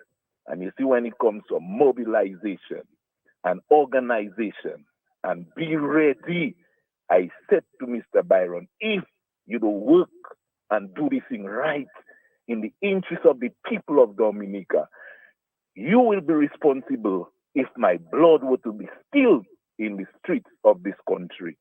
Because it cannot be that we put our trust, we trusted you. I mean, the people who, I mean, have a voice, who have a say in this country, as the people, make the people respect you and trusted you, and you disappointed us. It is heartbreaking. It is really a sad moment and a sad day and a sad time for me and for many other Dominicans. And I just want to urge Dominicans to organize all yourself. Get ready. Be ready. I am ready, and I will be ready to lead the troop. As soon as we're ready, I am ready, because we cannot allow ourselves to be carried in the wind like that. Thank you, Lambi, and God bless the global view. God bless all the people that are standing for country, standing for democracy, standing for Dominica. And let us unite, let us stay together, let us come together to save our country and to preserve our democracy and our constitution. Thank you. God bless. Thank you. Thank you so much, caller. Lambi, you want to take another call? Good evening. Good evening, Lambi. Good evening. Good evening to Mr. James, Mr. G, Dr. Andre, and Mr. Linton. I just want to say that the recommendation from Dr. Andre, I think that's what all of us are asking for. It's quite a fair lease. Against what Mr. Byron was paid for. I just want to suggest that if it can be somewhere on Facebook, somewhere where we can download it and keep it so we can ponder over it when we're speaking. So we repeat those recommendations. And if there's a demonstration, that we can also put it on a placard and say, that is what we are asking for. Because if you have to memorize all of them and you come to say something, you may not remember it. But if you write it down and have it on a placard, this is what we're asking for. So I want to suggest that if it can be somewhere we can download it on Facebook or somewhere, that would be very nice. But that recommendation is what I am sure the majority of Dominicans are asking for. Mr. and Dr. Andre, well done. Excellent. I'm sure we can publish it tomorrow. If Dr. Andre can make it available to us tonight, then we'll publish it tomorrow. Lambi, you want to take another call before we go on? Good evening, caller. Please go ahead. Good evening, gentlemen. Good evening. I think it's time that we as Dominicans make the outside world, Dennis Byron, and even Scary, knows that we're not foolish. Man, as Blessing said, Dennis acted as a hitman on behalf of Kerrit and his regime. And the people and them who wrote the Constitution years ago knew that there would be people like Roosevelt Carey to come along the way at some point in time and try to play up the Constitution. That is why he never had nothing more or less than called modernization to talk about electoral reform. Because to modernize something, you can modernize it to suit you. But to have a reform is to suit everybody, not only you. And that is what Roosevelt Carey is afraid of. That is not no high science, because Dr. Andre gave the reform that we, the people of Dominica, want. And if we cannot get that reform, there will and going to have some civil disobedience in this country. Because Carey cannot pay a man to give him what he wants. He refuses the OAS, the CARICOM, all the others, and he take a one-man show. Because the one man, he can manipulate that one man. And that's what he did exactly. So I'm telling the people of Dominica, as Bruno said, gear up. We have to make up our mind. This is the final straw. This is the 11th hour we are at right now. And we have to act, and act together. And don't make scary things. You can take us for any further ride. But give us what we want. I ain't even talking about God and calling God's name. This man is a wicked man. You understand me? Calling God's name all of a sudden, oh, to give the youth of Dominica. You abuse the youth, you destroy the youth, and now talk about the youth like you fool people. Man, brothers, we need to hold strong. Thank you, caller. Educate people, and we need to stand at this list. So much. Have a good night. Good night. Thanks a lot. Lambi, we'll hold the calls a little bit. You can take a few more later. I just wanted to make two comments, and I wanted to. You have a call, Lambi? You want to take it? Okay, let's go. Before I go back to Dr. Andre, because obviously I put a little question out there. I say, who do you trust, Byron or Andre? It seems to me from all the feedback we're getting that Dominicans overwhelmingly trust Andre with their reforms, and obviously Dominicans overwhelmingly prefer to have Andre's reforms and what they could not even find in the other report and in the other draft laws. And so, Dr. Andre, when I come to you, I will ask you to step up to the challenge. The callers are asking if you make this list available tonight to us, you can tweak it and add what you want to add to it. Tomorrow we can publish it, because I think all of the listeners would want to be able to download it and have it, and to learn what's on it, to know it by heart, so that when they talk and they discuss in their own consultations, in their own groups, in their own way, they know exactly what is on that list. As a matter of fact, we want to ensure that the civic organizations that have been fronting on this thing and pushing for reform, that they have a copy of that list. Dr. Andre, you may have, in fact, to address the civic organizations on Thursday. I believe they may be looking for you to have a session with them on Thursday.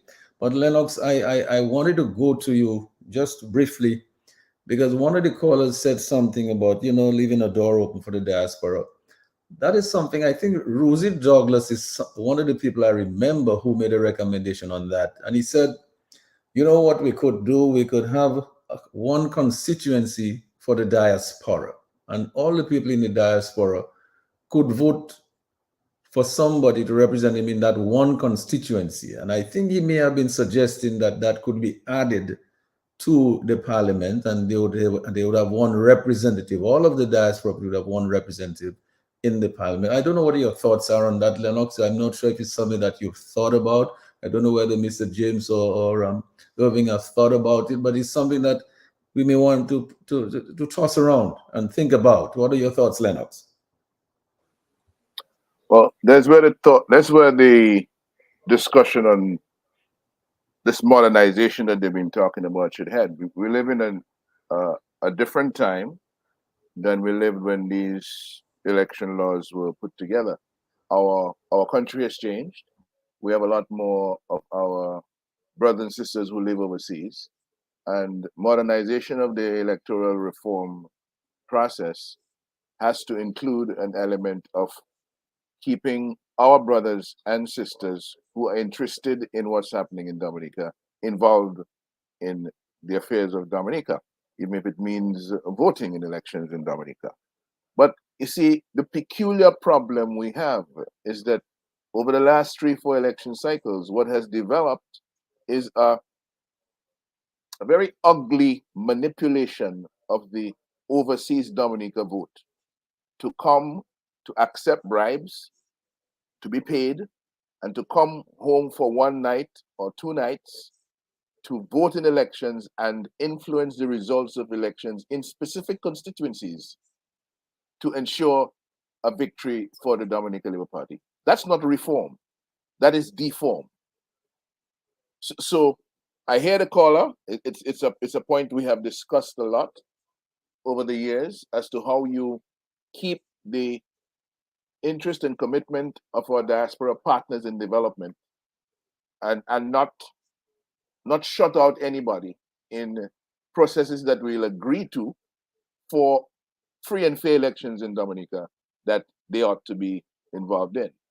I can tell you, Sheridan, the number of Dominicans who are very serious about development in their country, very patriotic, who are not interested in voting in Dominica.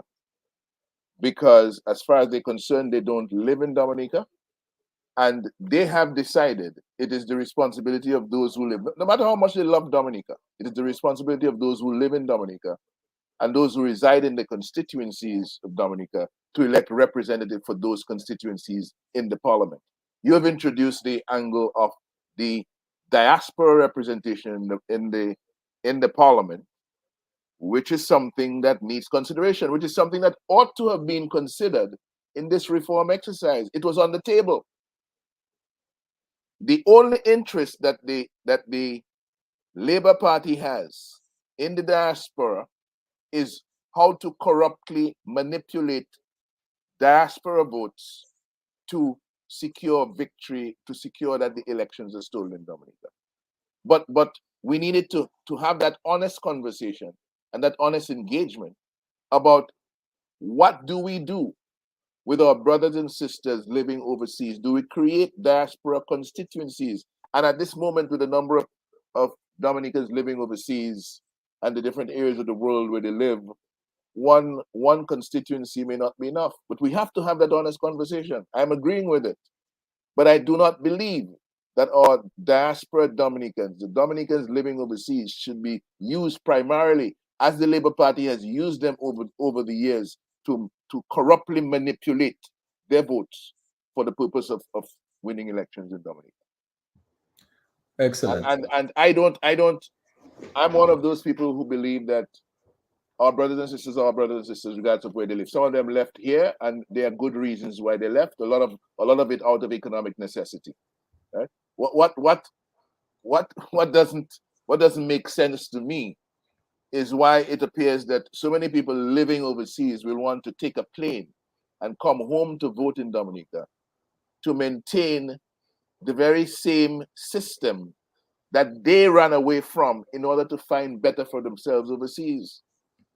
And why would you want to be voting for a system that causes you to spend so much of what you earn overseas supporting relatives and friends in Dominica because they are unemployed, they're underemployed, because they have no jobs, because they don't have a living wage?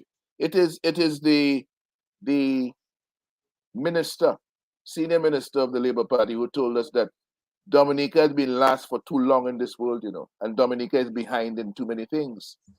Our diaspora partners ought to know that better than Reginald Austri, because of the extent to which they are supporting certain things happening in Dominica, because of the extent of their involvement, right?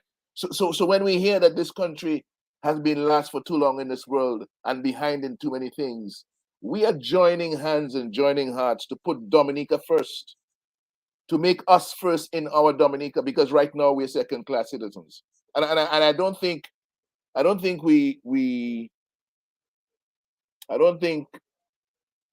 the sympathy that should exist for us should be in short supply where it concerns our circumstances in Dominica. and the burdens under which we live, the oppression under which we live, the difficulties that we have to make ends meet, and the struggle that we have to survive that just keeps getting harder and harder and harder in Dominica. That is why we stand for meaningful reforms that will give us free and fair elections that allow us to make decisions about our lives, our livelihoods in a free and in a fair manner. So yes, let's include our brothers and sisters in a sensible, honest conversation about how we involve them with this modernized electoral system that will allow for diaspora representation in our parliament. We can do that. But we cannot continue. We cannot continue with the corrupt manipulation of the overseas vote that is distorting the constitutional provision that begins with residence. We're shifting it over to absence from Dominica. And we're making all sorts of compromises now, defining that what absence from Dominica means is that you would have spent, you will not be considered absent if you spend 50 days out of 5 years in Dominica. I wonder to which conscious Dominican living in the diaspora that particular definition is not an absurdity. We don't want to live with that. Let us deal with what is in front of us, and what is truthful in front of us is the fact of our brothers and sisters living overseas. So let us find ways, if they want to be engaged, all those who want to be engaged with Dominica at the level of voting, let us find proper, sensible ways, righteous ways of keeping them involved, as opposed to putting forward this corrupt manipulation, this deformity of the electoral process, and pretending that we are enfranchising people and we're keeping them enfranchised. That's not what we're doing. We are corrupting a process in order to steal elections. And no diaspora Dominican would want to be involved in that. Well, here's what I have to say, that I think it's something worth discussing. I think Rosie had a point. I mean, the fact of the matter, he's saying, okay, our brothers and sisters in diaspora, they have the interests of Dominica at heart. They finance a lot of what is happening in Dominica through their relatives and friends and so on. So, Mr. James, I'm thinking that it would be maybe something well worth considering if a start could be made, one constituency for the diaspora voters. They don't have to leave where they are and come here and pay passage and come down. They should be able to stay wherever they are and vote. Some system can be organized. They can stay wherever they are and cast a vote for one representative in one constituency, and it could have representation in the parliament, because the parliament does not need that that somebody cannot, the government can pay for their parts to come down 2 or 3 times if the parliament meets to attend parliamentary sessions. But they can certainly work with the diaspora brothers and sisters overseas and try to represent their interests. I don't know what your thoughts are on that, Mr. James, but I'm thinking it might be possible to have a real serious discussion in the diaspora and to come up with a recommendation as to how they could have one constituency be represented, diaspora constituency represented in Parliament of Dominica. Your thoughts, Mr. James? Yeah, Sheridan, we have to give deep thought to these things. I'm not a lawyer, but my understanding is that every law is underpinned by a policy. Yeah? What is the policy? What are you seeking to? What is it that you have decided you want to do, that you want to come about, that you then have to put in a legal framework? You understand? And it seems to me that this thing about residency, which is in our constitution, that to be able to be involved in electing a representative, you have to be a Commonwealth citizen, Dominican, and you have to have satisfied the requirements with respect to age and residency in Dominica. What would be the policy behind that? And I suspect it has to do with the fact that, look, if you're going to be involved in electing me, if you're going to be involved in that process, it is because the person you're seeking to put in government, by his actions, by his utterances and whatever, it affects you, your daily life. Your road that you have to walk on from Margaret to Roseau, he has his decisions, his actions affect that. The laws that the license that you pay, the price of your food, and so on. Those things are impacted on by the person that you're going to put there. So if you are not impacted by what that person does, you then not you're not it doesn't affect you. What that person doesn't affect you. Okay, so if whoever it is, whether he's capable or not, it doesn't bother you. So there's a policy behind that. The issue about the diaspora now, and this notion, and we hear a lot from Skerritt about he doesn't want to disenfranchise Dominicans and so on. These are the same people who said the other day that they're not going to allow people to run our country by remote control. You remember that when the what is it? The organization that Clayton Shillingford and That was the DAS. Das. when the DAS made the proposals, what was the pushback? We don't want to let you run our country by remote control. That doesn't suggest to me that there's any love for our diaspora and people coming from that side. When you were talking about we don't want to disenfranchise our people, the only interest that the current administration has in the diaspora is to be able to use them to come here at election time to tip the scale in their favor. You will notice that you saw no activity at the airports in the sham elections in 2022 because the opposition was boycotting and there was no challenge. So you notice there was no bringing in, there was no anxiety, no interest in Dominicans overseas to come to vote. But look, it's the same country you wanted to make your contribution towards, but you didn't come because the interest does not seem to be to do with bettering the situation in Dominica. It is it's on the other side, is to use our diasporan people there who are not subject to the hardships that this administration is putting them through, so they can easily come here, take a ride, take a little pocket change, and come here and corrupt the system. So we have to, as we think about it, and I believe right now, our diasporan people and spokespeople and influencers should dissuade their people. While we are talking and looking at how we can embrace the diaspora, and I heard Lennox and I heard you, our diasporan leaders out there now should be dissuading our people out there from participating in that kind of corrupt activity that the present group of people in power are using.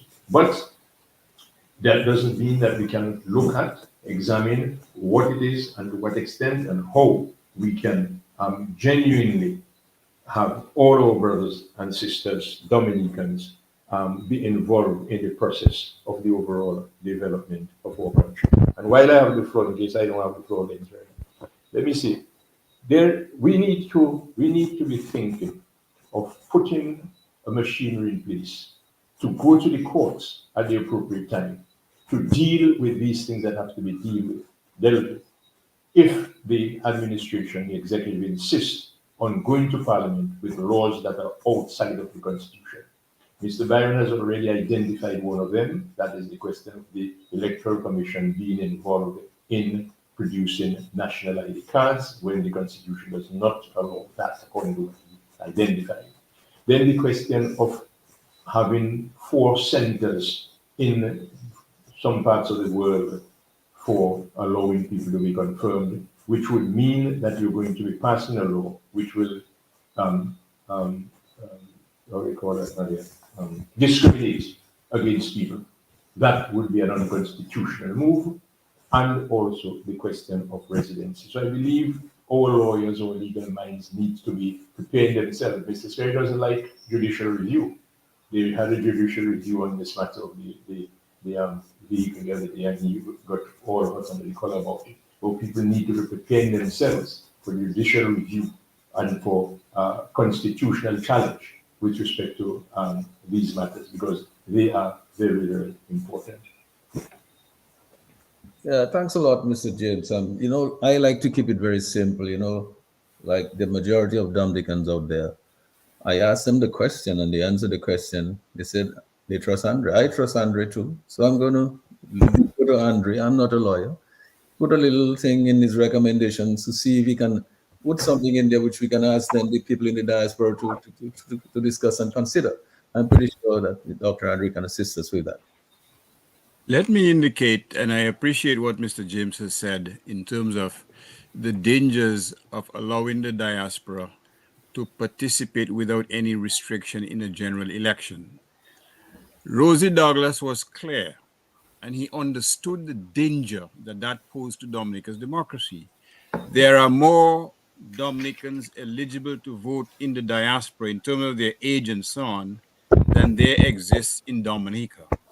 So if you adopt a bogus interpretation of the registration laws as a precondition to vote, it stands to reason that there are more Dominicans abroad than those resident in Dominica who can flood the voting mechanism in Dominica, thereby diminishing the value of the vote of a Dominican who is resident in Dominica. Rosie Douglas understood that. And Rosie Douglas realized that he cannot allow that to happen because it would eviscerate democracy as we know it in Dominica. It would make it into a sham for precisely the reasons that Edison James has made reference to. That is to say, how can you saddle Dominicans on the ground with an administration? Who will bear the burdens of that administration while you're in New York receiving COVID aid? Go into Dollar Tree, Dollar Branch, Dollar General, every discount store you can find. Go into a food bank when things are tough. While Dominicans have to go to the market and pay $5 for anything and everything. Where is the fairness of it? So this business about protecting the democratic rights of Dominicans abroad is absolute nonsense. Only a perverted mind could think of that justification to allow Dominicans abroad to flood the vote. What Rosie envisioned was to what we can refer to as virtual constituencies, where Dominicans abroad, only Dominicans abroad, rather than Dominicans on the ground, would be able to vote and therefore have representatives in the House, in Parliament.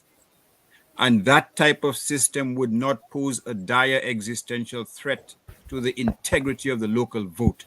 That is what he envisioned, not the perversion that has taken root in Dominica and is growing faster than Zebgwa in Dominica. That it has to be eradicated, that type of thinking. You think it's strange or funny that it's only in Dominica, is the only island in the Caribbean, East English-speaking Caribbean, where you have lawyers, for God's sakes, coming up with a bogus perversion of Dominica's electoral laws to indicate that it is totally illegal for that to happen? Do you think it's coincidence? And to hear Mr. Byron talking about the Prime Minister's creative abilities in terms of God knows doing what? It's a euphemism for manipulation and for stealing the elections. This cannot sustain itself indefinitely, my friends. Something's got to give, and something will give if this state of affairs continue unabated. And as God says, He only helps those who help themselves. And that is where we are right now. Something's got to give if this thing continues unabated.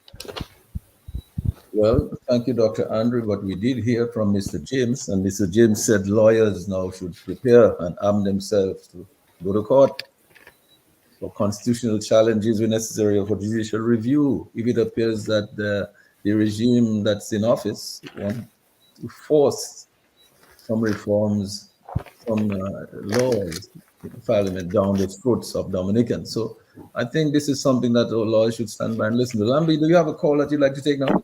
Yes, we do have a caller. Caller, go ahead, please. Hi, good evening. Good evening. I am listening here. A couple of things that come to mind. One, I hear a lot about 2 terms for the Prime Minister. I understand why that emotive reaction is, but Dominica already has a 2-term limit on the president.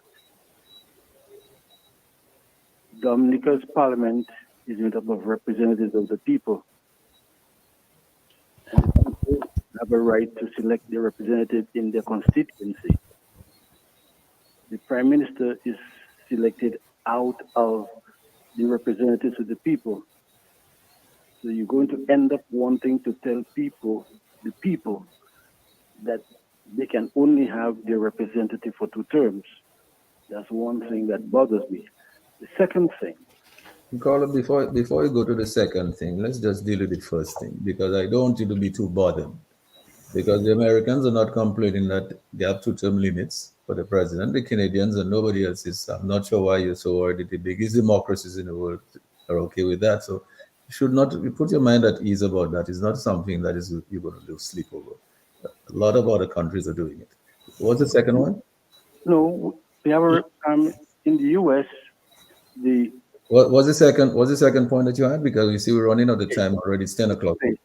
Okay, the second point I was going to talk about is this matter of fixed terms for elections. Fixed date. An American system.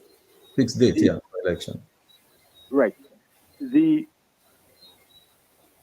Just to realize, I hope you realize that if you get rid of the right to call election at any time, or not in a fixed term, then you have to take away the whole concept of votes of no confidence. So that goes away.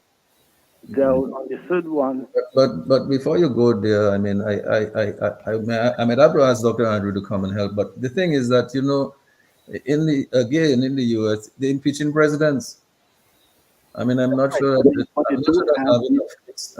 having a fixed date for elections is going to do any such thing. I mean, matter of fact, what it would do is take away the right of anybody to say, I have my great grandchild have the election date in his back pocket. I mean, that makes the thing sound so childish. That's what I was thinking about it. I mean, if you have a fixed date and if you're going to have a 90-day window, for example, as your campaign period, then it's business of trying to take the opposition by surprise and all that kind of thing. They're catching them with their pants down. That's eliminated. That's child's play. Caller, what's the third one?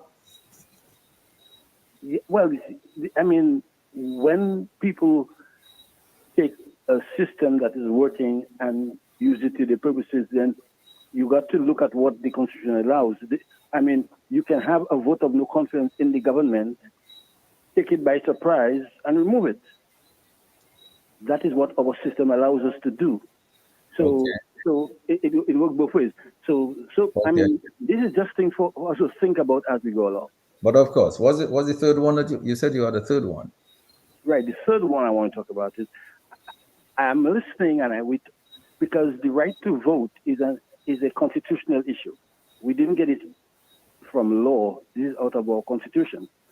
At first it was from law because before we got independence, we had no constitution. And we had a problem which was unique, that we had to, our laws, which really should have had our constitution, remain laws. But I heard a lot of talk about our constitution, and what I was waiting to hear, about the constitution is 2 things. One, the whole question of election petitions, which come under Section 40 of our Constitution. I still am waiting for someone to let us realize that the way we have been handling election petitions in Dominica and in the rest of the OECS contradict what our Constitution requires. So the Constitution has been violated every time we have election petitions.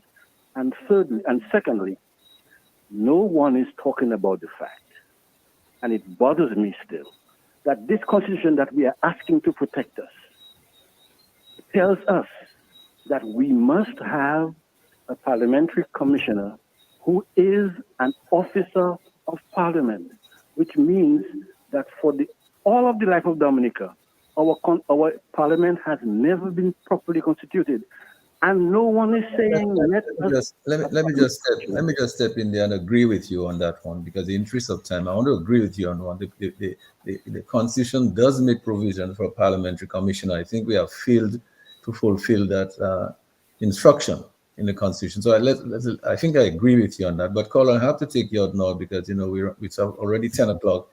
And that's the end of my submission. Yeah, but I think it's the parliamentary commissioner question. That's a very good suggestion there. And Dr. Andre, I don't know whether you wanted to make a few comments on some of what the caller said there. All right. Well, I thank the caller for raising these points. The whole question of the parliamentary commissioner, otherwise known as an ombudsman, is an issue that has come up over a number of years. Years ago, on about 2009, Brian Arlene apologized by saying that he regretted that he didn't appoint a parliamentary commissioner during his tenure. So again, that is, and there's clear reasons. While certainly, especially in the last 20 years, such an official will never be appointed. We know that. You just have to ask yourself what happened to the IPO when they threatened to do some investigation regarding the mysterious wealth by some of the electoral folk. The whole question of a vote of confidence is not in conflict with having fixed terms. And bear in mind one thing, the justification for fixed terms. The justification is simple: to create as level a playing field as possible, to ensure that when you call elections, as happened in December 2022, you are not doing so when you have already spent hundreds of thousands of dollars in terms of election paraphernalia, and the opposition has to start at square one after you have accumulated and made your contracts with all kinds of bands and discos and so on, before the opposition has an opportunity to even hire a Jinping band. The justification is to preserve fairness in the system. That is why it is necessary to preserve the integrity of your elections to have fixed terms. And I appreciate what the caller is saying, but in my respectful view, having a vote of no confidence is not antithetical to that overarching principle, which is to say, to maintain the integrity of your system. If you don't maintain that integrity, then how can you talk about free and fair elections? And I'm not directing that to the caller, but to the political directorate. And the point being made by Lennox is quite true, or by Edison James. It wasn't too long ago that that person in the diaspora was being described as persons who are undermining the state. Well, they don't say at Christmas when the barrels keep coming, you know. But the diaspora people are not undermining when they're receiving bribes, essentially, to come to vote and run off to enjoy their discounted shopping and their free handouts from the states. Many of them, not all of them, obviously. That is inherently unfair. And that is the bottom line. That is why that there has to be a system whereby persons in the diaspora, and I agree with Zed totally, can participate, but not to a point where they eviscerate and neutralize and diminish the integrity of the voter on the ground. That would be a very difficult proposition. And that, I submit, is why no other Eastern Caribbean island allows that nonsense to happen. And thank you, Dr. Andre. Gentlemen, like all good things, they come to an end at some point in time. We passed the 10 o'clock hour. And I think we've done our work here tonight. I think we've agreed that Dr. Andre has delivered on the promise and the assignment that we gave to him a week ago, and he's delivered effectively, efficiently, on time. So much so that, people are saying, hey, I trust Andre more than I trust the other fellow. And so, Lennox, I just wanted to go to you. Let's do our final round and our closing remarks, because we want to bring it to an end. And hopefully, Dr. Andre, you can send me tonight a fine-tuned or sort of more advanced draft of what you presented tonight, and hopefully, as a caller required, we can publish that tomorrow. And Lennox and Edison, I think we can probably distribute it to all the leaders of all the organizations that are interested in looking at it and having something around which they could work, having their hands around something. And so I think maybe we could publish that and send to them. My understanding is that some of these organizations may want to have a discussion with Dr. Andre around that document, so that everybody can be singing from the same hymn sheet. So I hope Dr. Andre might be able to make himself available for that if he's on sometime this week by those organizations. But Lennox, let me go over to you, sort of, fine-tune here. Thank you, Sheridan. Just as we close, to go back to where we were at the beginning, and that suite of recommendations for reform that were presented that was presented by Dr. Andre for the consideration of the people of Dominica at this stage, where we have received from a near 3-year engagement with Sir Dennis Byron a set of reforms, a set of proposals for reform that really don't cut it in terms of the essential pillars in the reform of our election system that we would have liked to see. And I'm reminded as we close that the Caribbean Court of Justice, paragraph 108 of this July 2022 decision, in a case appealing the strikeout of petitions in the 2019 election results, commented, admonished us, and I quote, "There remain areas of grave concern about how the process of these 2019 elections was conducted. Future elections in Dominica ought not to proceed with these or similar taints. These or similar taints." The Caribbean Court of Justice was acknowledging the fact that the electoral process in Dominica was tainted. That's what it saw from the reviewing the 2019 election. That's what it saw from reviewing the case for the 2014 elections. Just one second, Mr. James, is your mic open? Maybe you can close your mic because a little distortion is coming in over Lennox mic. Go ahead, Lennox. And so the only reasonable understanding that we could draw from this is that the CCJ believes the conduct of the process for election in 2019 was tainted. Future elections in Dominica should not be so tainted. While that advice was coming to us from the CCJ, you have to remember the electoral reform consultancy in Dominica of Dennis Byron was in full swing. That was last year, 2022, right?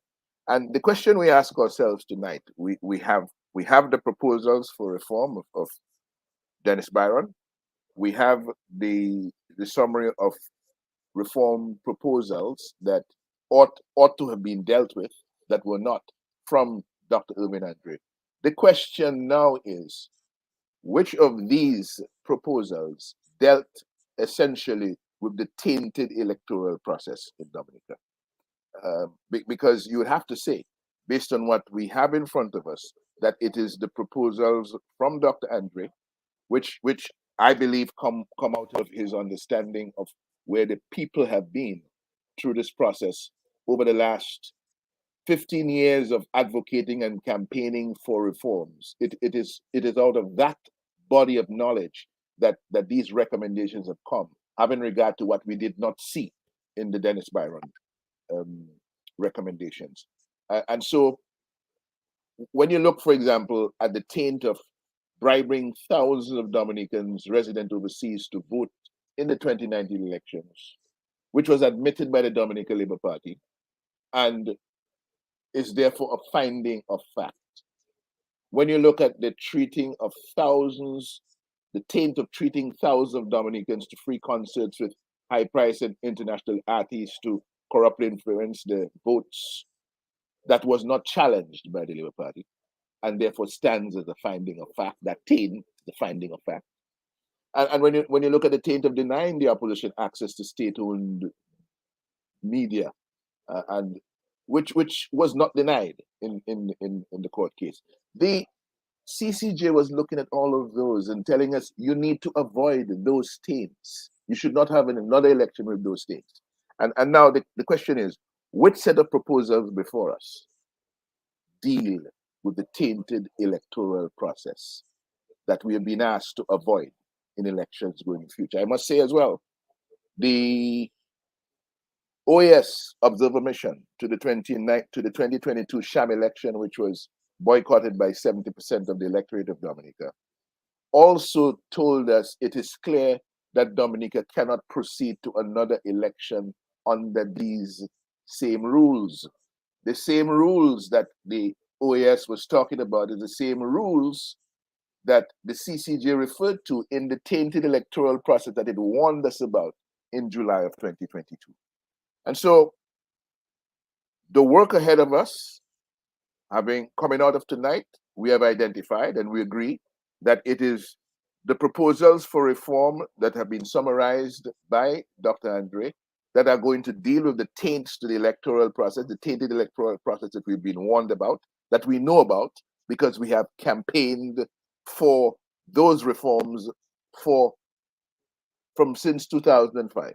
A long time going. It's going on 20 years now. And we know that the taints have not been addressed in any significant way in the proposals of Dennis Byron.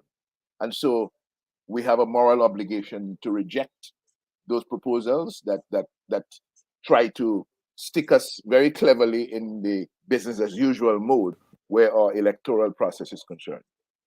And let's just go forward together to get this work done on behalf of the people of Dominica, to ensure that because we know what we want and because the power lies with us, the people, we are going forward confident that the people who serve in government, the people who have been given the responsibility to serve in government, will listen to the voice of the people and do what is it the people want by way of reforms of their electoral process to ensure free and fair elections in Dominica.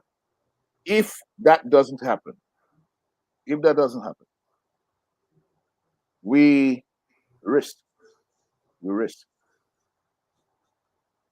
Another thing that the CCG has warned us about, which is instability and protests and demonstrations and riots, etc.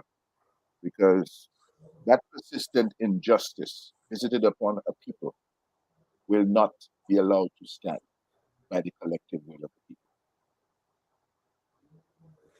people. Thank you, Lennox. Thank you for that. Mr. James, it seems as if the people have been listening. We've had a lot of people locked in, as usual. I mean, but tonight I think we've had a lot of people locked in, and most people agree that they trust Andre more than the other chap. And secondly, I get a sense that the leadership of the civic organizations have also been tuned in tonight, because I got an indication that they would like to hear from Dr. Andre. And I'm hoping that he can be available soon, sometime in the course of this week, to discuss those same provisions that he outlined to us tonight, to discuss it with them. So hope that we can publish it tomorrow, get it to them, and then they will connect with Dr. Andre to set up their discussions with him. But it seems to me, Mr. James, that we seem to be arriving at some kind of consensus, because I really heard no dissent from our callers. I don't see any dissent on Facebook, on YouTube, or anywhere. We seem to be getting some consensus that there is need for what Dr. Andre did. Remember, this is a request that was made by a caller last week, and we responded. Dr. Andre responded, and is delivered. It seems as if we have something that we can wrap our arms around and go towards one people united together to help to give us free and fair elections. Those reforms that have been so elusive, it seems to be that we're coming down now to what is the nitty-gritty of what is really required, the basic things that are required in those reforms. Mr. James, let's hear your final words on this. Okay, thank you very much. In the final analysis, in the beginning and the end, it is the people. I referred earlier to the comments that Mr. Byron made, that his hope that notwithstanding disagreements, that his recommendations will go to the policies or something of the government and the aspiration of the people. It cannot be something that is designed to meet the objectives of the government. It has to be the aspirations of the people. The people at the beginning, the people at the end. The Constitution, which I have here in my hand, starts with "we the people." That is how it starts. We the people. And I think you heard Lennox tell us that it says, whereas the people of Dominica have done this and have done that. And that is our supreme law. So it is the people at the beginning and the end. It is not the United Workers' Party, it's not the Labour Party, it's not Sheridan, it's not Lennox, it's not whoever, it is the people. So we collectively as a people must speak loudly as to what we want with respect to this electoral reform matter. The electoral reform matter became high on the agenda way back in 2005.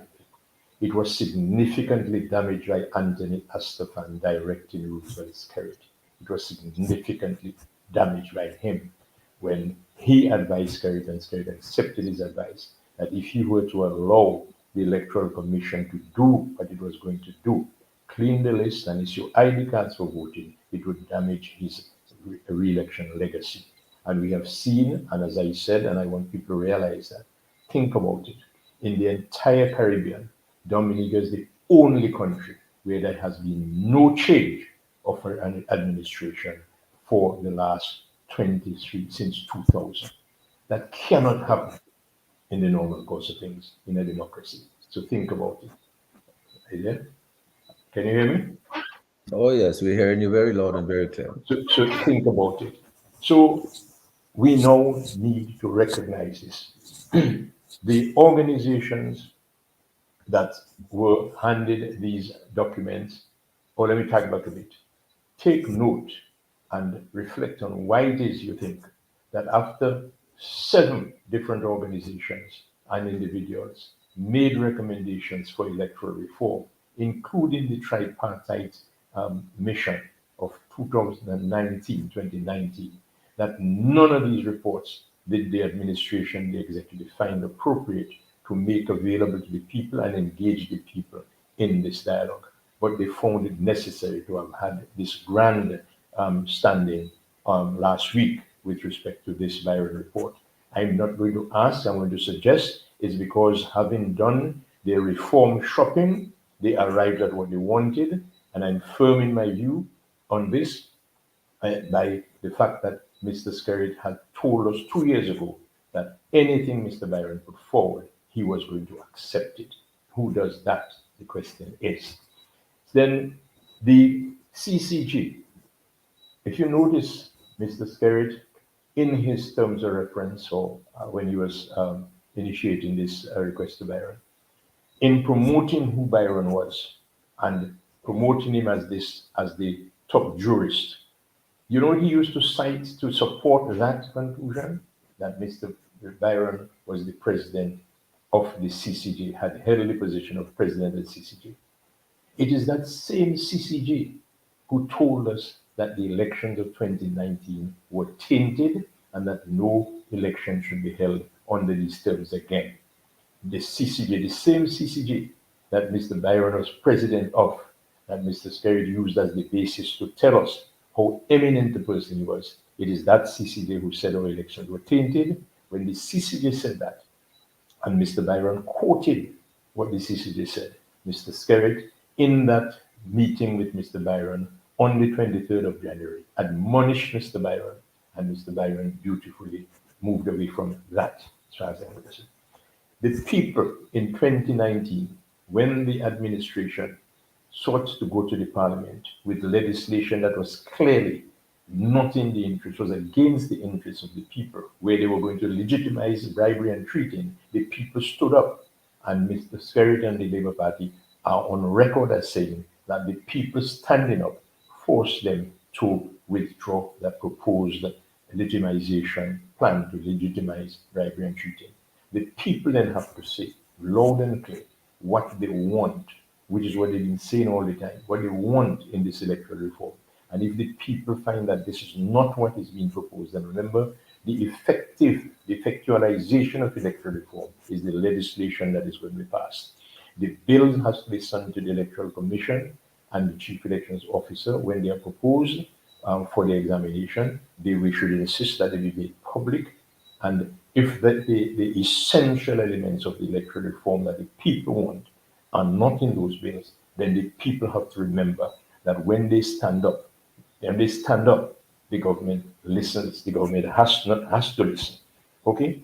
And I'm saying again, to the extent that the government, the executive might not be inclined to listen and they want to go ahead and to do things which are contrary to the provisions of the Constitution.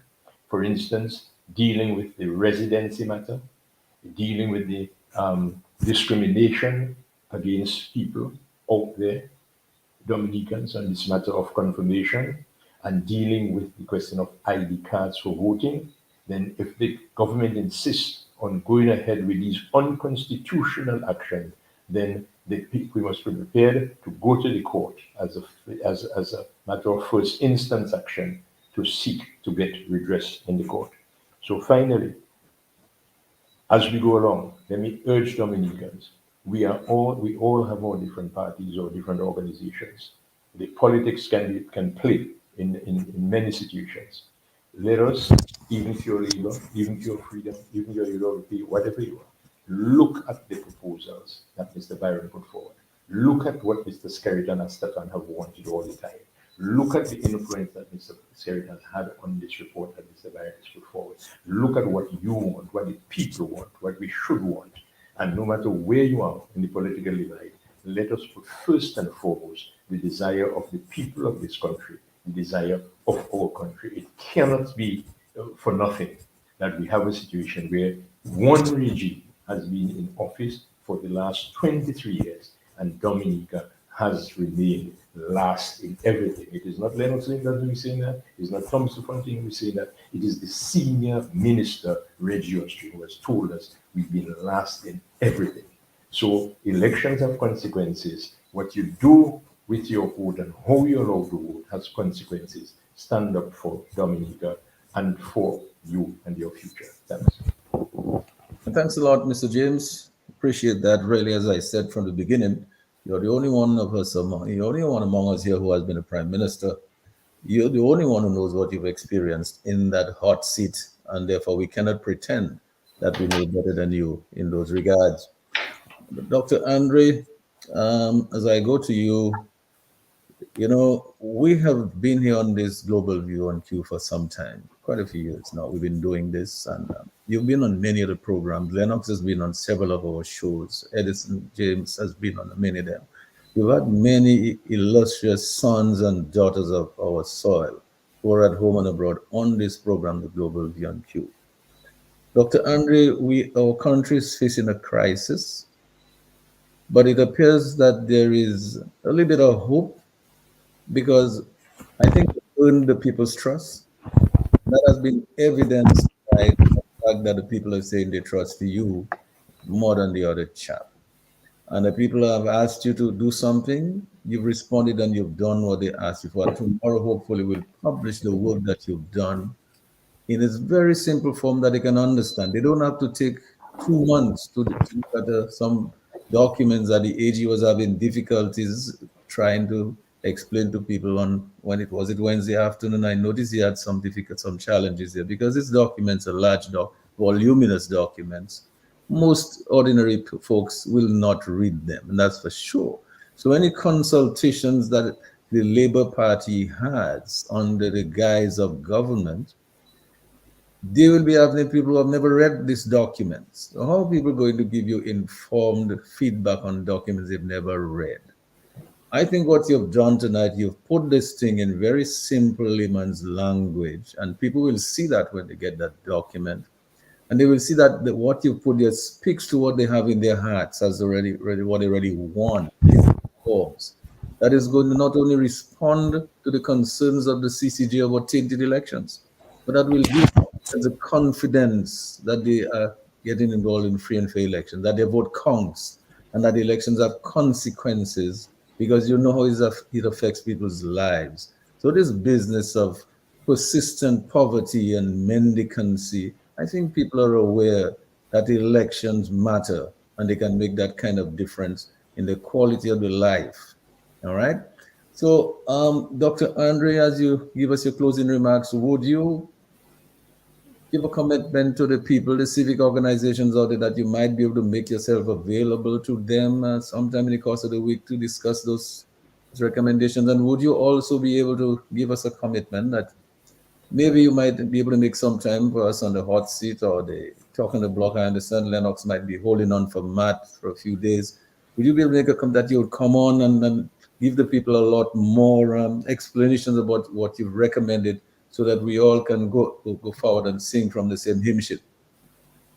I will certainly try, quite frankly. If asked, ask and you shall receive. Let me commend Mr. James. He made a very important point, which I'm going to reiterate. He said, what other report did the electorate political directorate did they release other than that of Sir Byron? But I would go further. Did they release the MOU with the Chinese? Did they release the report of the Jamaican Defense Force officer who gave them a report essentially saying that there was no attempt to overthrow any government during that meeting in front or in the vicinity of the financial center? And despite that unequivocal report from an independent third party, you still have persons languishing in court 6 years after the fact. So there is method to the madness that is going on in Dominica. It's a cynical and capricious ploy and pattern and policy to deprive persons of their rights and to lull them into silence. And let me meditate for 1 minute on this whole phenomenon of silence. Sometimes you hear people say that you are overexposed, you speak too much on the radio. It is just as bad as being unexposed. But how can you be overexposed if you are surrounded to a significant degree by a wall of silence? And what did Martin Luther King say about silence in the moment of national crisis? It's betrayal. Those who know better but keep silent, it's a betrayal. So the question is very simple. Do you want to betray the future of your country or your people while maintaining silence to further your personal interest in whatever form or manifestation? The choice is yours. It's a significant question. And I applaud those who are making sacrifices. Look at the people who walk. The vast majority have nothing. And they know that by doing so, they will continue to be persecuted. Look at people like Severin McKenzie. Invested what? Tens of thousands or hundreds of thousands of dollars in a factory. He had an opportunity to sell toilet paper to Venezuela when Venezuelans were using banana leaves. And he was denied an opportunity to do so because they felt he wasn't supporting their side of the political divide. And yet, many of these persons who would experience personal victimization still persist. What lessons do we learn from that? That we should remain silent? That we should pack our bags? That we should go and plant peas in Tobago? It's a testimony to the resilience of many Dominicans that they understand this. They have decided to make a personal sacrifice, and they are acting on behalf of those who will come after them and on behalf of their country. They may be treated as prophets in their own land, but they still persist. And as I said, the Almighty Father will not ask you, were there not 10? Because you've come back to fight for your country. And that is what gives us hope tonight and in the nights following. Thank you. Thank you, Dr. Andre. Appreciate that. Lennox, I appreciate Edison, James, former Prime Minister. I really appreciate you guys tonight. I mean, the work that was done tonight it appeared simple. A lot of work has gone into it. Everyone here has done a lot of work before, but it culminated into what we have here tonight. And I believe we will see the fruits of that labor in the days and the weeks ahead, starting maybe from tomorrow, if we can have an airing of this on the hot seat or on the talk on the block. And I hope that Dr. Andre, in his very busy schedule, maybe will make some time to give at least maybe an hour or so to let us air out some of those reforms that he has on those. I'm not sure if they're still 18 after he's listened to Lennox and Mr. James and some of the callers. I suspect it might have inched its way up to 20, but 20 is not a bad number. Even if it goes up to 21, that's still manageable compared to these voluminous documents that most people never get to read. So, gentlemen, I just want to say really how much I appreciated the work that was done here tonight. Your contributions were valuable. And I want to say a very pleasant good evening and good night to every one of those of you who are on Facebook and on YouTube and in Radio Land listening in every nook and cranny in Dominica, in every community in the Caribbean or globally. Thank you for staying with us until this late hour. Many of you are still with us. And I look forward to having you with us again next Tuesday because we are going to continue the work. We still hope to bring the electoral commissioners here on this program because at some point they have to say something. We hope to bring the members of the civic organizations that are going to be talking to Dr. Andre, hopefully. We hope to bring them here so that they can tell us what are their own conclusions on that document or how they go planning to move ahead with it and to work together as a team, united in numbers if it's necessary to make a point out there. And we hope to hear from some of the lawyers, the attorneys in Dominica, where they'll be prepared to do some pro bono work. As Mr. James said, if it matters that you have to go and make a constitutional challenge in court or ask for judicial review on some matter, let's hope that the lawyers can step up and decide, okay, what can we do? So they must stand by because, it's all of us, everyone has to do what they can. So Lennox, Mr. James, Dr. Thank you. Lambi, Sherwin, everybody, good night and thanks so much. Thank you, Sheridan. Thank you. Thanks, Doc. Thanks, Mr. James, former things Prime are, Minister, Mr. All the James. best. All the Mr. James, best. things are going on fine. Yes, okay. I'll be in touch with you. Okay, right. sir. Good night. Thank you, Mr. G. Things are going Thank on you, fine. Lambi. Everybody. Things are going on fine for me too, Doc. Lambi. Yes, no problem, no problem. I God didn't know you eat sauce. That's okay. God bless you. God bless you, Anytime. James. Okay. Lambi, take care. All the best. Okay. How you put that off?